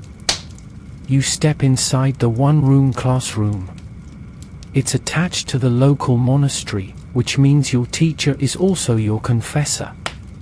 He wears robes, frowns constantly, and smells faintly of incense and damp leather. You sit on a bench with 3 other boys, no desks, just wobbly planks and knees knocking in the cold. The lesson begins with Latin. Not that you speak it. But it's what you'll spend the next few years trying to copy and mumble under your breath. The monk slaps a stick against the table. Et in principio, he growls, and you repeat, trying not to stutter. You don't know what it means. No one does.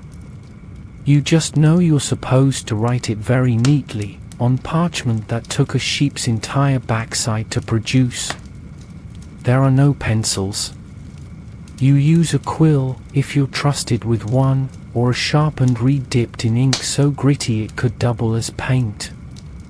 One smudge, and the monk narrows his eyes like he's just watched you burn a Bible.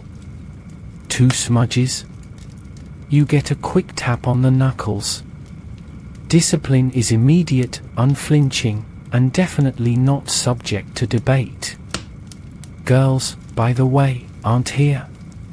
Unless they are from noble families or destined for a convent, their education consists of sewing, prayer, and maybe enough math to run a household. Reading? Optional. Writing?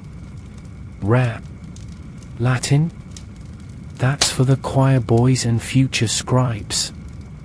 You try to stay awake as the monk drones on about grammar. The letters blur. Your hand cramps. The ink splatters. You wince and cover the spot with your sleeve. He doesn't notice. Yet. After Latin, it's on to arithmetic. You count in Roman numerals, using pebbles or wax tablets. There are no calculators, no chalkboards. Just mistakes and consequences. You're told the number for 99 is XCIX. You ask why. The monk just glares at you until you stop asking. Quirky tidbit: some schools used singing to teach grammar and psalms. Kids would chant entire passages to music, not because it was fun, but because it helped them remember, especially when they weren't allowed to look at books. Those were locked up or chained to the lectern, guarded like treasure. Because they were. Books are rare. Each one is handwritten, illuminated, and probably older than your entire family tree. You don't read them. You copy parts of them. Slowly. Carefully. If you're good, you might eventually earn the right to illuminate one yourself, with bright inks and tiny, golden flourishes. But that's years away. Lunchtime? That's optimistic. You get a break to gnaw on some cold bread or dried fruit, maybe sip water from a jug if no one else got there first. Then it's back to reciting verses and copying letters until your back aches and your eyes twitch. Historians still argue whether medieval education was about learning or just obedience training wrapped in a tunic.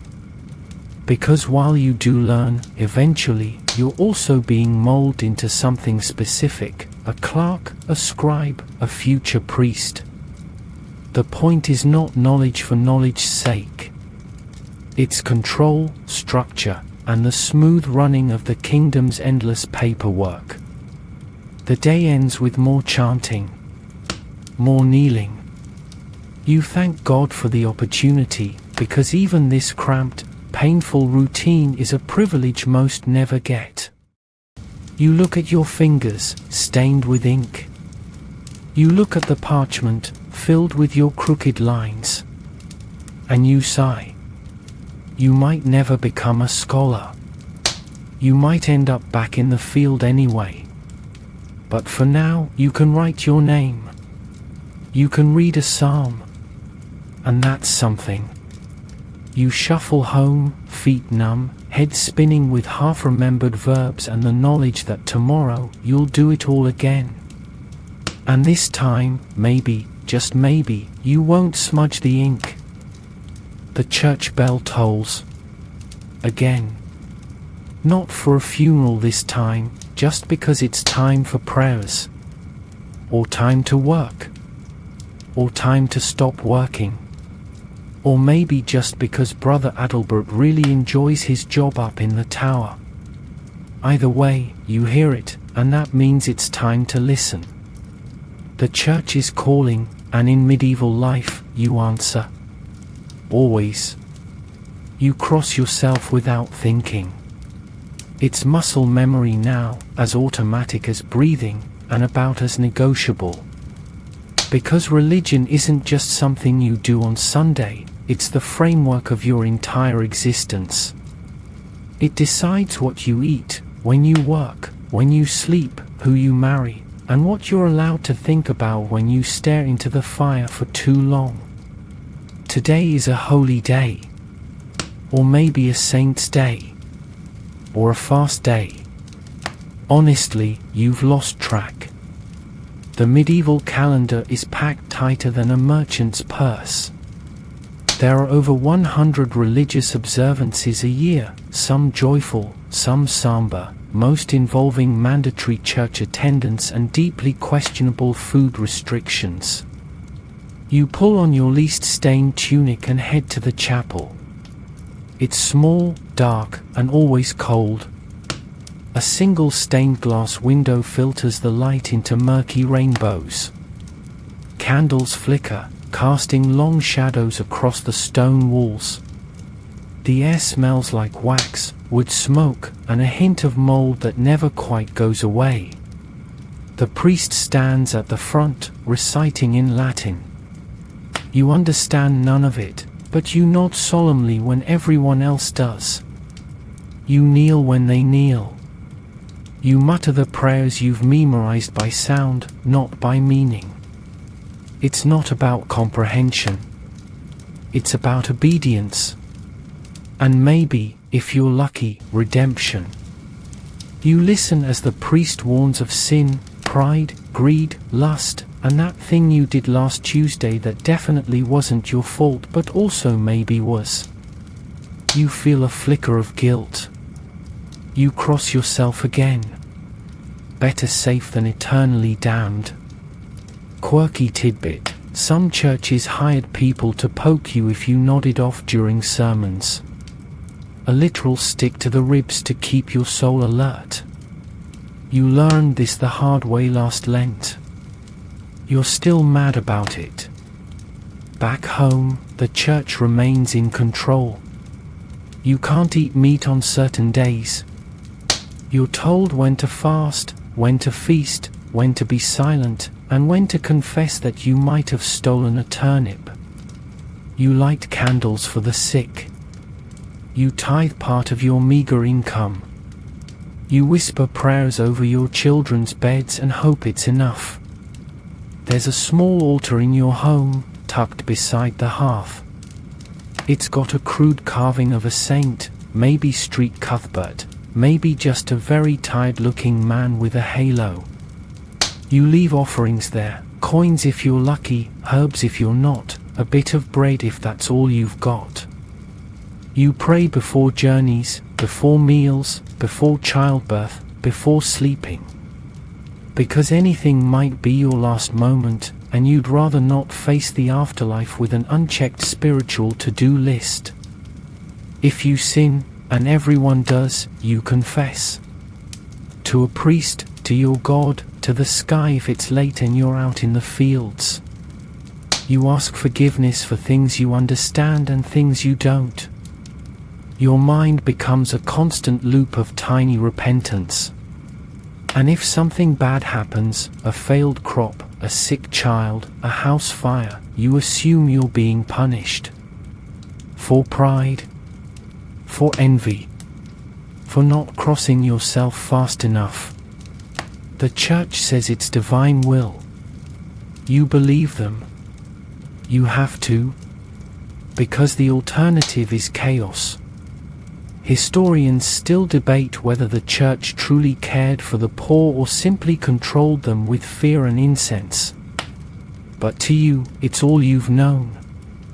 The priest knows Latin, and that makes him the smartest man in town.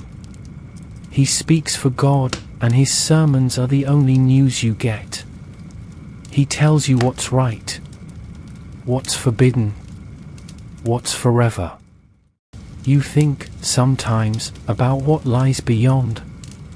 Beyond the village, beyond the forest, beyond even the kingdom. You wonder if the rules are different there. But then you remember the stories about heathens, demons, and lands where no bells tolled to keep the devil at bay. So you stay. You follow the rules. You light your candles. You kneel. You chant. You fast. You feast. You confess. Because in the Middle Ages, the church is more than a building. It's your schedule, your police, your school, your doctor, your lifeline, and, if you're very lucky, your salvation. You wake to bells again, but today they're ringing faster, lighter, almost joyful. That's right. It's a feast day. A holy day. A break from the grind of work and grime. Or so you're told. You stretch, hopeful for once. Maybe there'll be a celebration. Maybe a little bread pudding, a market fare, or at least something fried in animal fat.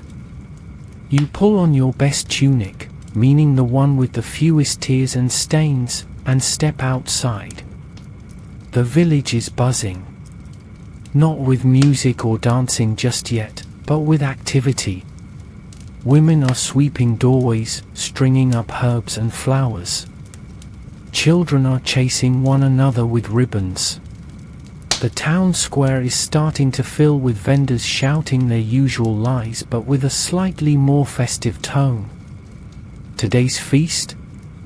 It might be in honor of a saint, a seasonal festival, or a long-dead bishop no one remembers but who once did something mildly impressive with a fish. You don't ask. You just follow the rituals, like everyone else, pretending you know the difference between Saint Bridget and Saint Bernard.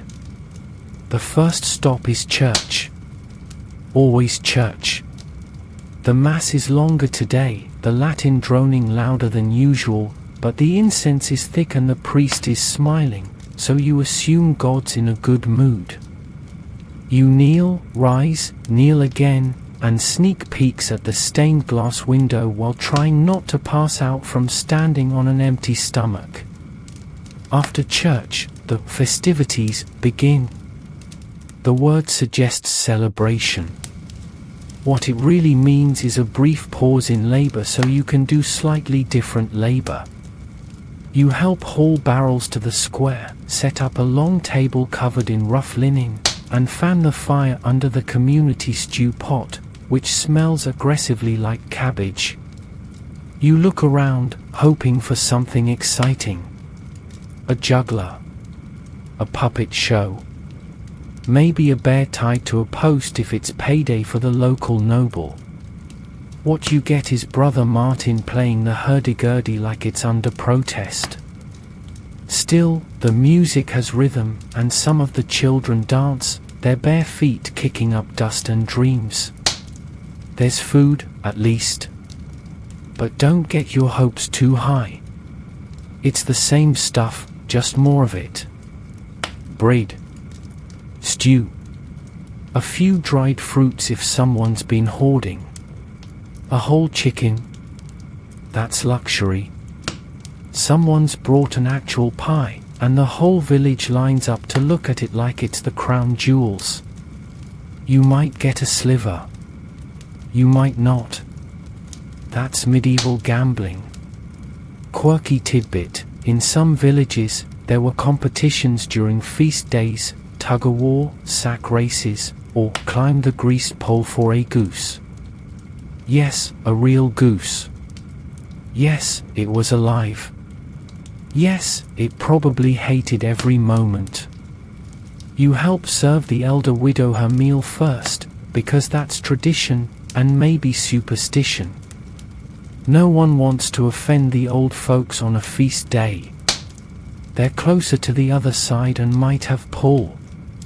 The rest of the afternoon is filled with church-approved merriment.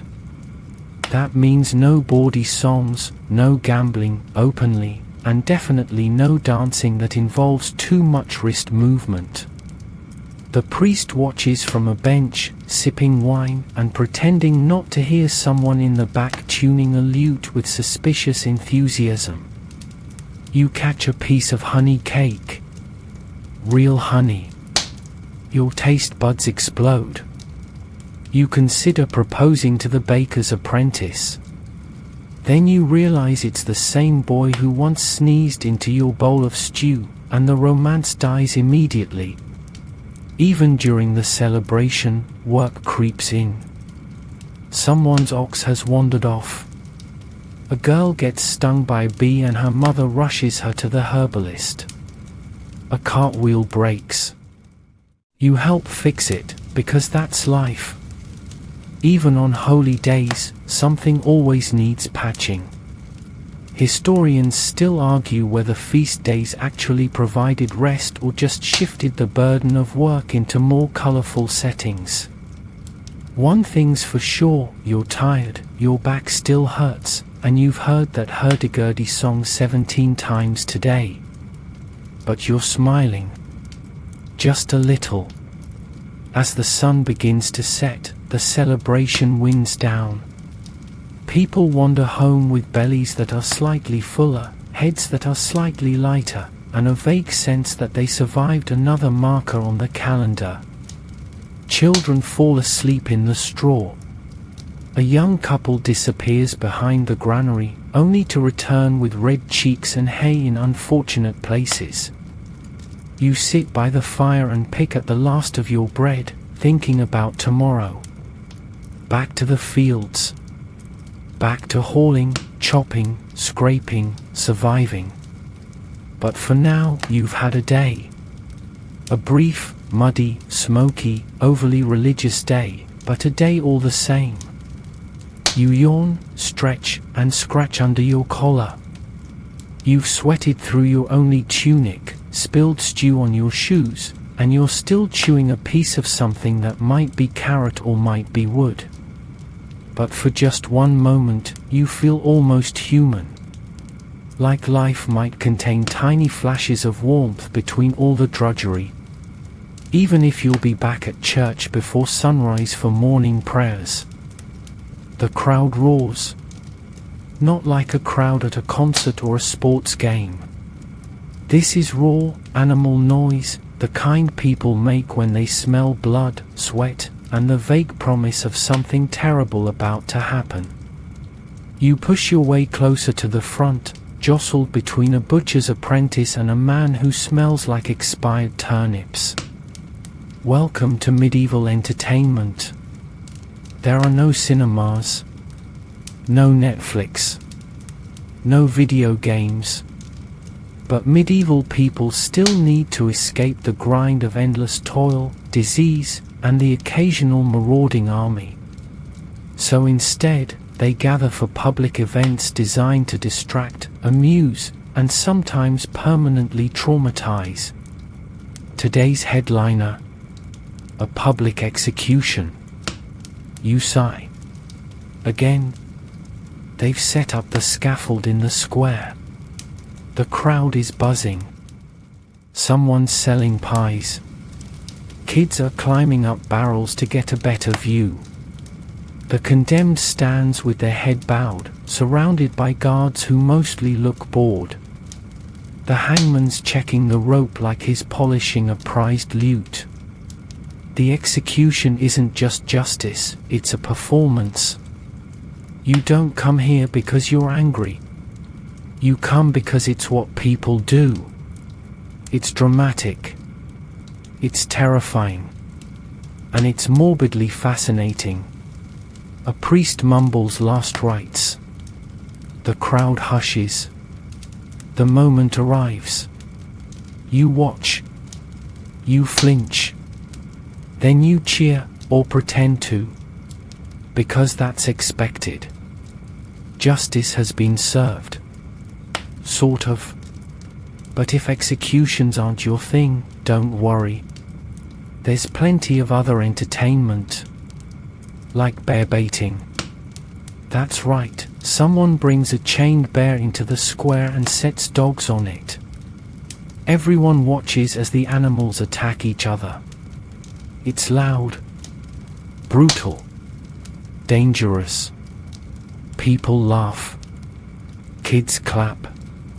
The bear growls and swipes at everything in range, and a part of you feels sick. Another part tries not to get hit by flying fur. Or maybe you prefer a good mystery play. Those are church approved. Groups of amateur actors perform biblical scenes on wagons rolled into town. Today's show? Noah's Ark, with real animals, a leaky boat, and someone in the back yelling, "That's not how rain works." You sit through 5 acts of badly remembered scripture, questionable props, and one guy clearly improvising as Satan. It's still better than watching your neighbor try to juggle. There's music, too. Lutes, fiddles, bagpipes. If you're lucky, a traveling minstrel or troubadour might stop by. He sings tales of chivalry, tragic love, or weird things involving knights and magical deer. You clap politely, then less politely after a few mugs of ale. Dancing happens sometimes, mostly during feast days or weddings. Circle dances, line dances, stomping your feet while trying not to trip over your own skirt. It's not elegant, but it's spirited. And if you're good, someone might hand you a turnip as a prize. Or propose. Hard to say which is worse. Quirky tidbit: there was a phenomenon known as dancing mania, where groups of people would dance for hours, or even days, uncontrollably. No one knows why. Some say it was religious ecstasy. Others blame moldy rye bread and mass hysteria. Either way, it cleared the streets quickly. Games? Sure. There's dice, cards, if you can afford them, and betting on everything from chicken races to who can throw a stone the farthest. Someone tries to impress the crowd with a balancing act involving tankards. It ends with a bruised ego and several angry chickens. Storytelling is a favorite. Gathered around the fire, you listen to tales passed down through generations. Ghost stories, hero legends, cautionary fables about greedy farmers who turned into pigs. You add your own flair when it's your turn, throwing in a dramatic pause and a spooky voice. The children shriek. The elders nod, approving your performance. But not all fun is so grim. There's also comedy, mostly slapstick. A man walks into a post. Hilarious. A pig runs off with someone's dinner. Side-splitting. The jester arrives, painted face, jingling cap, and jokes that involve alarming bodily functions and nobles falling off horses. You laugh. You need to. There isn't much else. Historians still debate whether medieval people were more violent or simply more used to seeing violence in public. When death is constant, entertainment blurs with reality. What's horrifying today might be hilarity tomorrow. And sometimes, you watch just to feel something that isn't hunger or fear. You end the day with a mug of ale and a half-eaten pasty. You've laughed, clapped, winced, and maybe cheered a little too loudly when the goat chased that pompous merchant. It's been a good day, relatively speaking. No one lost a limb. The bear didn't escape. The execution was, at the very least, quick. You head home under a sky full of stars. Your feet are sore, your cheeks ache from smiling, and there's a song stuck in your head that you don't understand because it was in Latin. But it was fun. It was loud. It was human. And in a world of hardship, you take your joy where you can, even if it comes with a side of danger and slightly haunted goats. You hear it first. A low, distant thunder, not from the sky, but from hooves. You freeze. Everyone freezes. The butcher drops his cleaver. The baker drops his tray of dough. A child drops a very sticky beat. The rumble grows louder. Closer. War is coming. And it's not even your war. That's the thing about the Middle Ages, conflict doesn't wait for invitations. One day you're tending your turnips, the next, your entire village is on fire because two nobles you've never met are arguing about whose banner goes on a piece of parchment. You run to the edge of the village and squint at the horizon. Riders. Dust. Maybe banners. Maybe flames. You can't tell. But you can smell trouble, and it smells like sweat, iron, and someone else's bad decisions. Your lord hasn't called you to arms yet, which is something. But you're still expected to be ready. That means grabbing anything sharp, pitchfork, wood axe, angry goose, and standing near the ditch with your neighbors while collectively pretending you have a battle plan beyond "don't die." The invading force doesn't always attack. Sometimes they just ride through, take what they want, and leave you shaking. Bread, livestock, tools, gone. Sometimes they ask nicely. Other times they torch your fields for fun. Even if it's not an army, it might be a raiding band. Outlaws. Mercenaries. Foreign invaders. Or just the next village over, drunk and looking to settle a score over that misunderstood pig incident. Your walls, if your village even has them, are made of wood, maybe stone. Crude palisades meant more for show than strength. A determined cow could push them over. You and your fellow villagers tie spears together, not to fight, but to make yourself look vaguely organized. It's a bluff. Everyone knows it. Then there's the tax collector, war's quiet cousin. He arrives after the armies pass through, flanked by armored men who have never smiled in their lives. He takes your grain for the cause, your hens for the levy, and your patience as a bonus. You argue, and you're fined. You refuse, and your shack is now a pile of kindling. Quirky tidbit: some villagers hid their valuables by burying them in pots in the ground, coins, tools, even jewelry.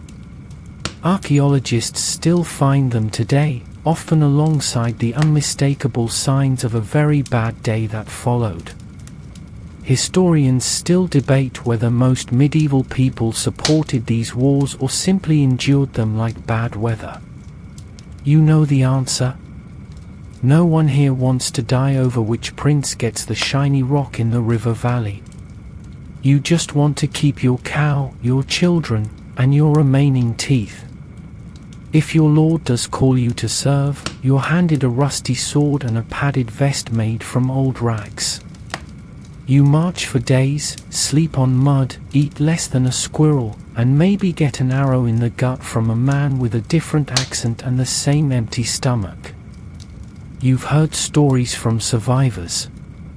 Men who returned from battle half-mad, eyes haunted, talking about walls of fire and screaming horses. Others never returned. Their names become whispers. Their boots, hand-me-downs. The ones who thrive? The looters. The scavengers. The lucky few who strip the bodies of the dead and sell their gear back home. It's gruesome. It's ugly. It's profitable. Today, the riders pass by. They don't stop. Just a patrol, maybe. Or scouts. You don't care. You exhale so hard your knees buckle. The butcher picks up his cleaver. The baker curses his flattened dough. Life resumes, awkward and shaken. But it's a reminder. War is never far. It doesn't need an invitation. It's part of the landscape, like rivers and trees. It arrives, takes what it wants, and leaves behind smoldering huts and empty chairs. That night, you gather your family close. You whisper a prayer you half remember from Mass. You hide your silver spoon, the one wedding gift you ever got, under a floorboard. Just in case. And when the wind howls against your shutters, you flinch. Not because it's cold, but because it might be the sound of war returning, hungry as ever, knocking on a door that has no lock. You've made it to the top. Kind of. You're not in a smoky hut anymore. You're in a castle, a real one, with walls thick enough to withstand a siege and windows small enough to insult your view. You live in stone now. That's supposed to be better. Spoiler, it isn't. Your chamber smells like damp limestone and roasted meat. Not terrible, until you realize it's the same air you'll breathe for the next 6 months while trapped behind these walls during the rainy season. You wake up to frost on the inside of the windows. Not because someone left them open. Just because stone doesn't care if you're cold. You tug on your velvet robe and shuffle to the fire. It's already out. The servant responsible is nowhere to be found, probably frozen to a tapestry somewhere. You poke at the ashes. You consider relighting it. Then you remember, your nobility now. You don't light fires. You order people to. Eventually, someone arrives and restarts it. They bow. You grunt. Nobility has its perks, like not having to haul your own water or clean your own chamber pot, but comfort isn't always one of them. Castles are impressive. From a distance. Inside. They're echoes, drafts, and staircases designed by someone with a vendetta against knees. You walk the great hall, each step a mini workout in your heavy-soled shoes. The stone flags are freezing. You pass by servants scrubbing with rags, all moving fast enough to avoid being noticed and slow enough to not seem panicked. It's a delicate art. You're expected to act the part. Sit upright. Speak properly. Use your knife and spoon at the right times. Don't scratch. Don't laugh too loud. And above all, don't forget who you are, someone slightly richer, slightly more lice-infested, and just as miserable as everyone else. Yes, lace. Nobility does not mean immunity. You scratch under your collar and sigh. You've got servants, fur blankets, and your very own privy, and yet, you're still hosting a colony of unwelcome guests in your hair. They even survive under your fancy velvet cap. Congratulations, you've become a bed and breakfast for bugs. Your meals are more elaborate now. You sit at the high table with dishes laid out in order of prestige. Boar, peacock, fish pies shaped like actual fish. It looks impressive. It smells okay. You take a bite and chew slowly. It's cold in the middle. Of course it is. A jester tumbles by, bells jingling, trying desperately to entertain you with fart jokes and exaggerated pratfalls. You fake a smile. He trips on his own foot. You feel that one in your soul. Quirky fact, noble women often painted their faces with lead-based makeup to appear paler and more refined. The side effect? Slow poisoning. But hey, at least they looked noble while losing their teeth. If you're a noble woman, your days are filled with embroidery, social visits, and trying not to say anything offensive to the wrong lady with connections to the Baron. You smile, nod, compliment her hound, and pray the wine is strong enough to carry you through 3 more hours of polite warfare. You write letters, slowly, with ink that blots and quills that break mid-sentence. You manage estates, if your husband is away. You keep the household running. You listen to gossip, and sometimes, if you're feeling daring, you start some. If you're a nobleman, you train for war. Even in peacetime, you practice swordplay, hunting, falconry, shouting at squires. You swing your blade for an hour, then sit down wheezing and pretend you're fine. Your joints say otherwise. There's also politics. Endless meetings with landholders, minor knights, and clergy who want more influence. You nod, sip wine, and make vague promises. Everyone knows you won't keep them. That's the game. Historians still argue whether nobles lived better or just died more glamorously. Sure, they had armor and land, but they also had gout, enemies, and families who would happily poison them over inheritance. At night, you retreat to your chamber. A massive bed, feather-stuffed, draped with heavy curtains that trap both warmth and smells. The fireplace crackles weakly. You hear the wind howling through the corridor. A guard stomps past, boots echoing. You're safe. Allegedly. You scratch your neck again. Lace. Always lace.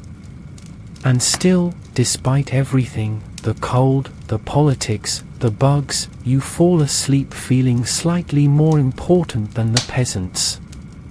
You dream of golden feasts, of tournaments, of glory. And you forget, for a few hours, that tomorrow you'll trip on those same stairs again and spill wine on your second-best tunic. You're a woman in the Middle Ages, and you wake up already losing. Before your feet hit the cold dirt floor, society has assigned you a role, obedient, quiet, useful, and preferably invisible unless someone needs soup or an heir.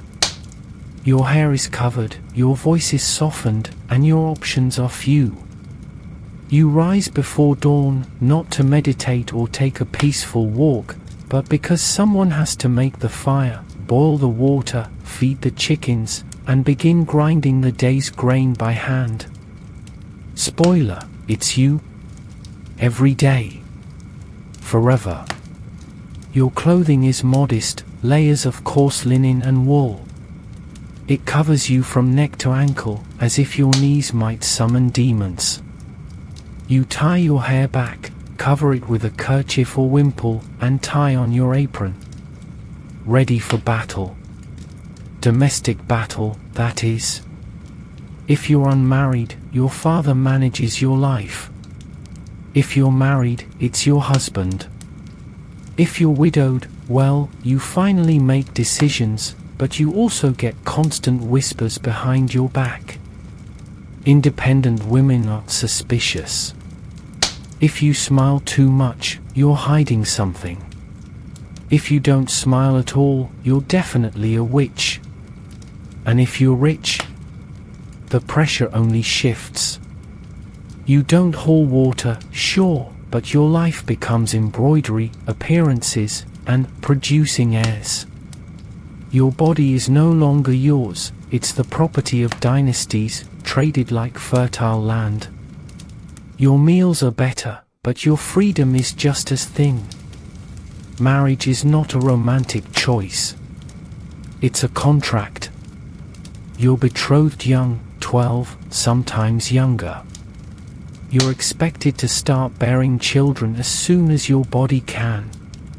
If childbirth doesn't kill you, congratulations. Do it again. And again. And again. Your mother whispers warnings, sit up straight. Don't talk too much. Don't ever correct a man in public. You nod. You already know. You've seen what happens when women don't. Quirky and horrifying tidbit, there were legal manuals that described how much you could beat your wife without it being excessive. Spoiler, they were very detailed. Domestic abuse wasn't just overlooked, it was endorsed. You walk to the market with a basket full of eggs, your eyes down, your mouth shut. A man bumps into you. You apologize. He does not. If you speak up, you're unruly. If you don't, you stew about it while scrubbing a pot later. Even religion, your one comfort, tells you to be obedient. The church says women are closer to sin. That Eve doomed mankind. That your virtue is in silence and suffering. You hear it in every sermon, see it in every rule. Historians still debate whether medieval women had more autonomy than we assume. Some ran businesses.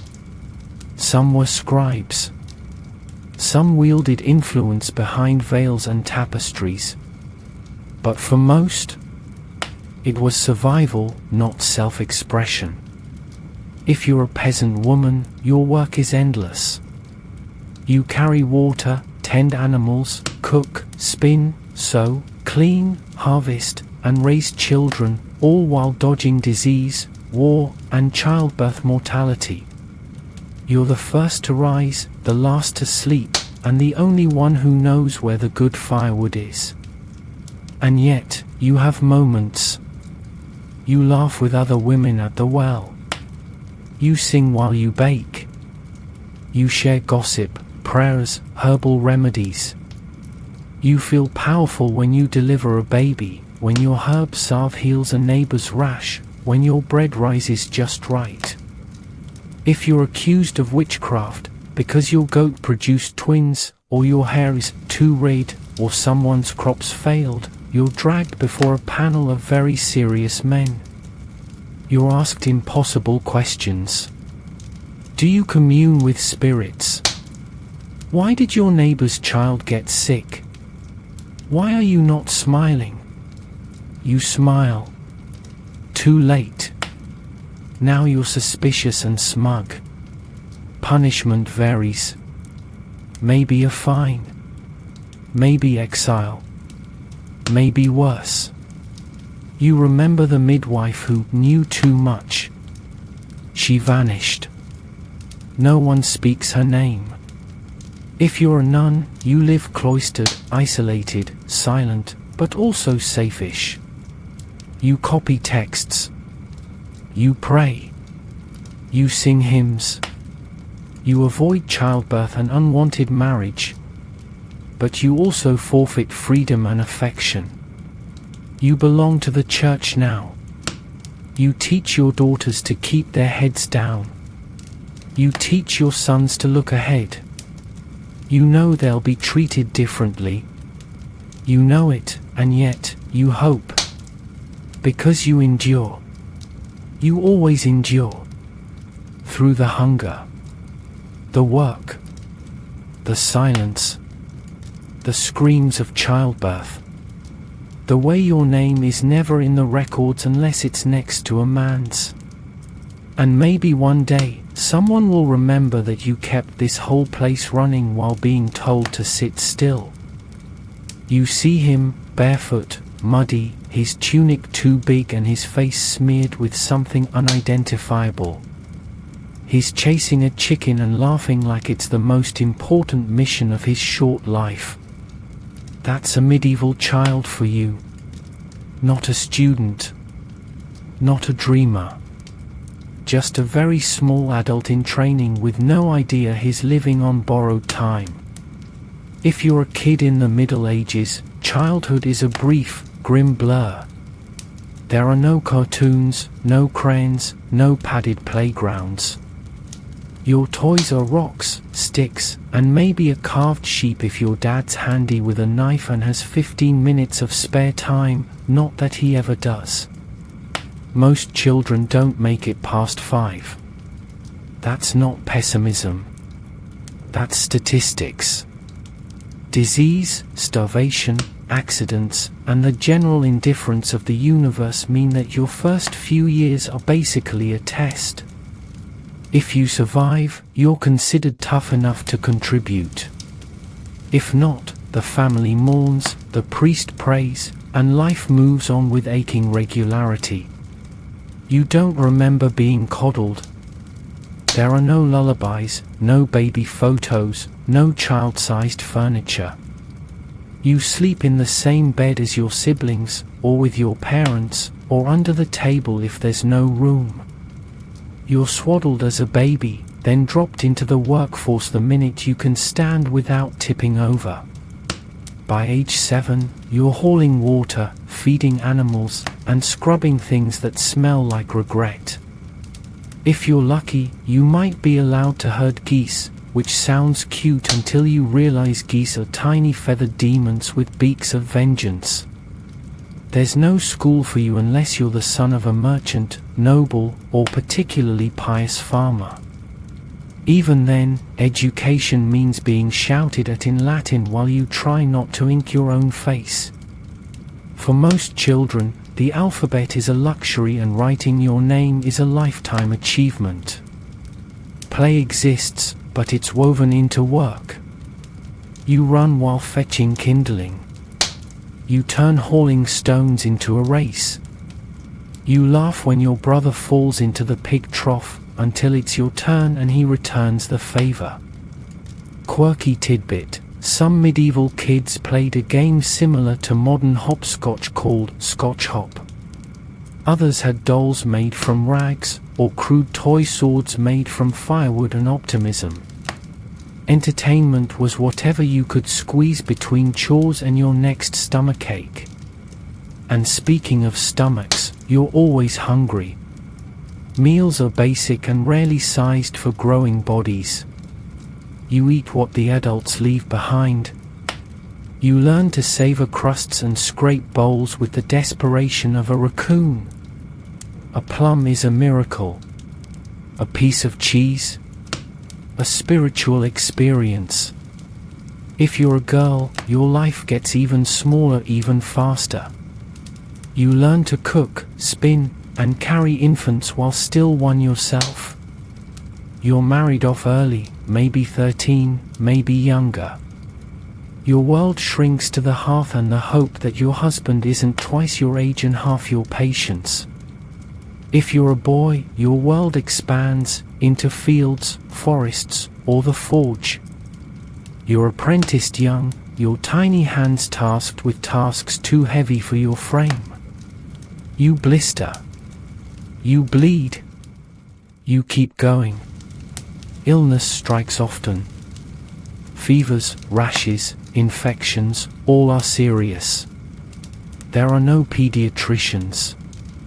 Only herbal poultices, whispered prayers, and the very scientific method of wait and see. You remember your younger sister's cough. It started in the throat, then her chest, then her breathing stopped. You were 5. You still dream about it. You cry, sometimes, quietly, when no one can hear. Because tears aren't useful and weakness is frowned upon. You learn to keep your mouth shut and your head down. But sometimes you sneak out at night, sit by the river, and just breathe. Even if it smells faintly of sheep. There are moments of joy. Dancing during a feast. A stranger tossing you a coin. A warm loaf of bread still steaming from the oven. You cling to those. You stash them in your memory like a squirrel hoarding chestnuts for winter. Historians still debate how children were viewed, whether they were cherished or just tolerated. The answer, as always, depends on the day, the place, and the parents. Some children were deeply loved. Others were treated as economic units with runny noses.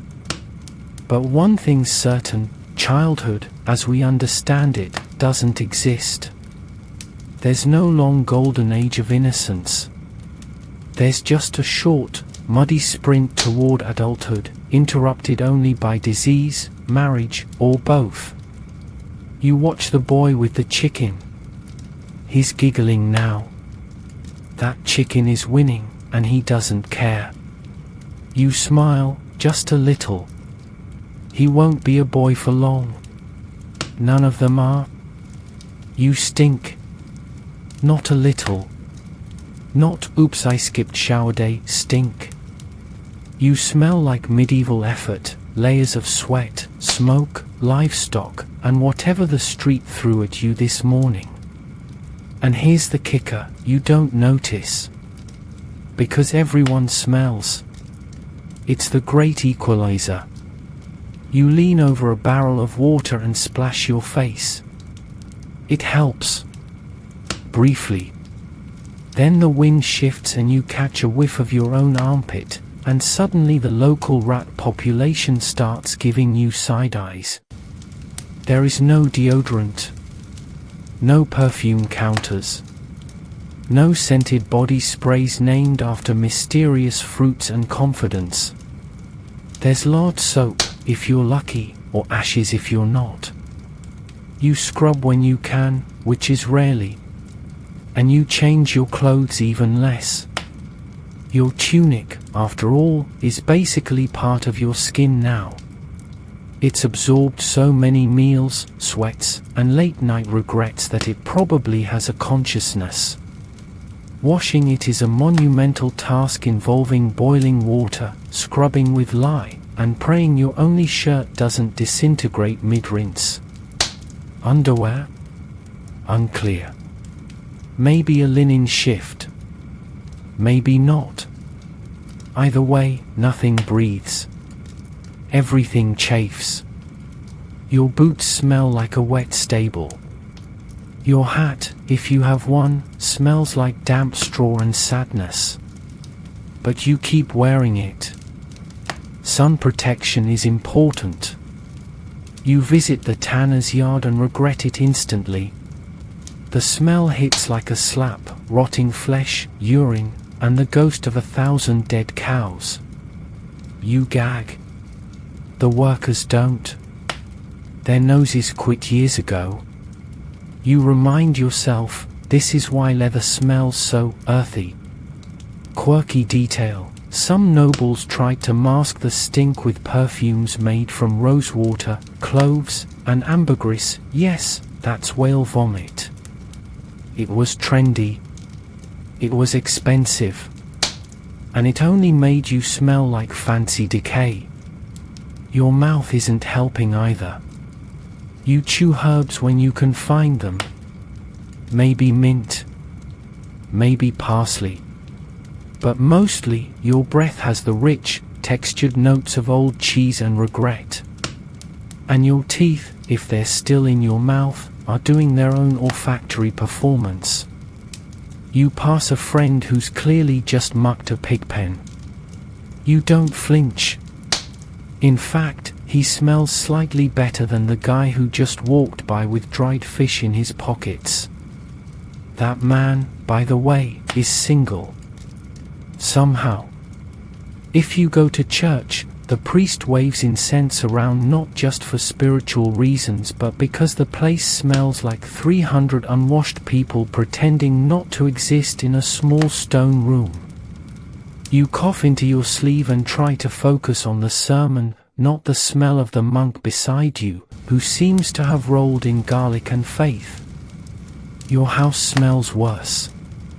It's a blend of smoke, chamber pot, wet wool, and whatever the dog dragged in, and then refused to leave. You hang herbs from the rafters to try and freshen things up. Lavender, if you can get it. Otherwise, it's dried hay and wishful thinking. At night, you lie under a blanket that smells like 5 winters and a goat. You pretend you're used to it. You even start to believe it. Then you roll over and inhale a new corner and instantly regret all your life choices. Historians still argue whether people really stank this badly, or if they just had different standards. But given the evidence, minimal bathing, wool-on sweat, and zero access to lemon-scented detergent, the smart money's on yes. Even castles aren't better. The nobles wear more layers, sweat more dramatically, and rarely bathe. Their halls are warmed by fires but aired out never. Add in a banquet, 50 dogs, and a jester who hasn't bathed since the last harvest, and you've got yourself a royal funk. And yet, amid the smell, there's a strange sense of community. No one's judging. No one's trying to outfragrance anyone else. You're all in this olfactory swamp together. Nose blindness becomes your armor. A gift from evolution. Or maybe just sheer desperation. You splash some more water on your neck. It helps. Barely. You pat yourself dry with a rag that smells vaguely of onions. Then you walk outside, the fresh air hitting you like a sermon from the heavens. Until you pass the butcher shop, where entrails are drying on hooks. And the whole cycle begins again. It's the middle of the night, and something's moving. Not you. You're stiff, sore, and wrapped like a forgotten sandwich in wool and straw. But there's definitely movement. A rustle in the thatch. A skitter across the floor. A soft, high-pitched squeak that isn't coming from any human. Rats. Again. You don't scream. That's for people who haven't had 3 consecutive winters with rodents chewing their way through the family pantry. You just groan, roll over, and try not to think about the fact that your bread is now shared property. The darkness is thick. There are no glowing clocks, no street lights. Just the faint orange glow of coals in the hearth and the occasional moonbeam through a cracked shutter. It's peaceful in that this is as good as it gets sort of way. Until someone starts snoring loud enough to startle the cat. You lie still, listening. A cough. A creaking beam. Someone muttering in their sleep about stolen chickens. This is medieval night, quiet, tense, and always slightly damp. You're wrapped in a blanket that smells like wet wool and garlic. Your feet are near the fire, because you know if they're not, you'll wake up with frostbite, or worse, someone else's feet pressed against them.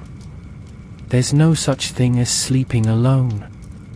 Families huddle together like potatoes in a root cellar, limbs tangled, dreams overlapping. You shift slightly and your knee knocks into someone's spine. They grunt. You whisper, sorry, and they grunt again, slightly less murderously. And yet, you can't sleep. Your mind races. You think about that creaking sound. Is the roof giving out? Did the goat get in again? Was that a witch cackling or just the wind? You pull the blanket tighter and shut your eyes. But your brain has other plans. You replay every mistake from the day. You forgot to stir the stew. You stepped in something at the market. You might have offended the baker's wife by blinking too slowly. That sort of thing matters when the social ladder is made of slippery mud. You try praying. You fumble through a rushed Our Father and throw in a few Hail Marys for insurance. You hope the saints aren't keeping score tonight. Then there's your stomach. It's having its own conversation. Loud. Gurgly. Something between feed me and why did you eat that fish? Quirky nighttime fact, many people didn't sleep in one solid chunk. Historians call it segmented sleep. You'd sleep for a few hours, wake up, talk, pray, snack, maybe tend the fire or, if you were lucky, enjoy a little medieval romance, very quietly, and then go back to bed. You guess this is your wake period. Lucky you. You scratch your leg. A flea jumps off. You consider catching it and making it a pet, just for the companionship. Then it bites your thumb and the relationship ends abruptly. Eventually, you sit up. Carefully, slowly, you grope for the chamber pot and shuffle over to it. The floor is cold. You stub your toe on something. You whisper a curse so soft the saints might not hear. You relieve yourself with the solemn dignity of someone trying not to spill anything on the one clean rag in the room. Back in bed, you settle down again. The coals are dying. Your toes are numb. But slowly, so slowly, sleep begins to pull you under. The sounds of the night blend into a distant hum. The rats quiet down. The snoring softens. Even your thoughts begin to drift like mist. You're dreaming now. Of food that doesn't smell like rot. Of boots that fit. Of warm hands and sunlit fields and maybe, just maybe, a world without buckets. And just as your mind finally floats free, someone beside you coughs so violently you jolt upright and start the entire process over. Still, eventually, you do sleep. Because even in a world full of cold feet, rodents, and suspicious shadows, the body can only fight so long before it gives in. And in the dark, surrounded by flickering embers and the soft breath of your sleeping family, you remember, you survived another day. So now, with your scratchy blanket pulled up to your chin and the fire reduced to its last whispering embers, let's slow everything down. The flickering shadows on the wall stretch and dissolve, the last of the rats settle into silence, and the distant clank of a night guard's boots fades into nothing. You've trudged through the muck, cooked in smoke-filled huts, survived water that tried to kill you, and slept in a bed that doubled as a flea circus. You've married without choice, worked without rest, bathed without soap, and somehow, laughed anyway. Because for all its grime and groaning and God's forsaken chamber pots, medieval life still held beauty. A warm spoonful of stew on a cold day. The hush of snowfall on a thatched roof. A shared song by firelight. A baby's breath rising and falling in sleep. Small mercies. Quiet joys. And now you lie back, limbs heavy, breath slow. The draft through the wall no longer bites. The straw beneath you molds to your shape. Even the scratch of your tunic feels soft now. You are still. You are safe. You are, impossibly, alive. The bells won't ring for hours. The rooster won't crow just yet. And for now, in this one quiet moment between one century and the next, there is peace. So let your thoughts drift gently, like candle smoke curling upward. Let the worries of buckets, bread, and bishops fade. Let the hum of the fire and the soft snore of your neighbor's goat lull you under once more. And sleep, dear time traveler. Sleep like you've walked 1,000 muddy miles. Because tonight, you have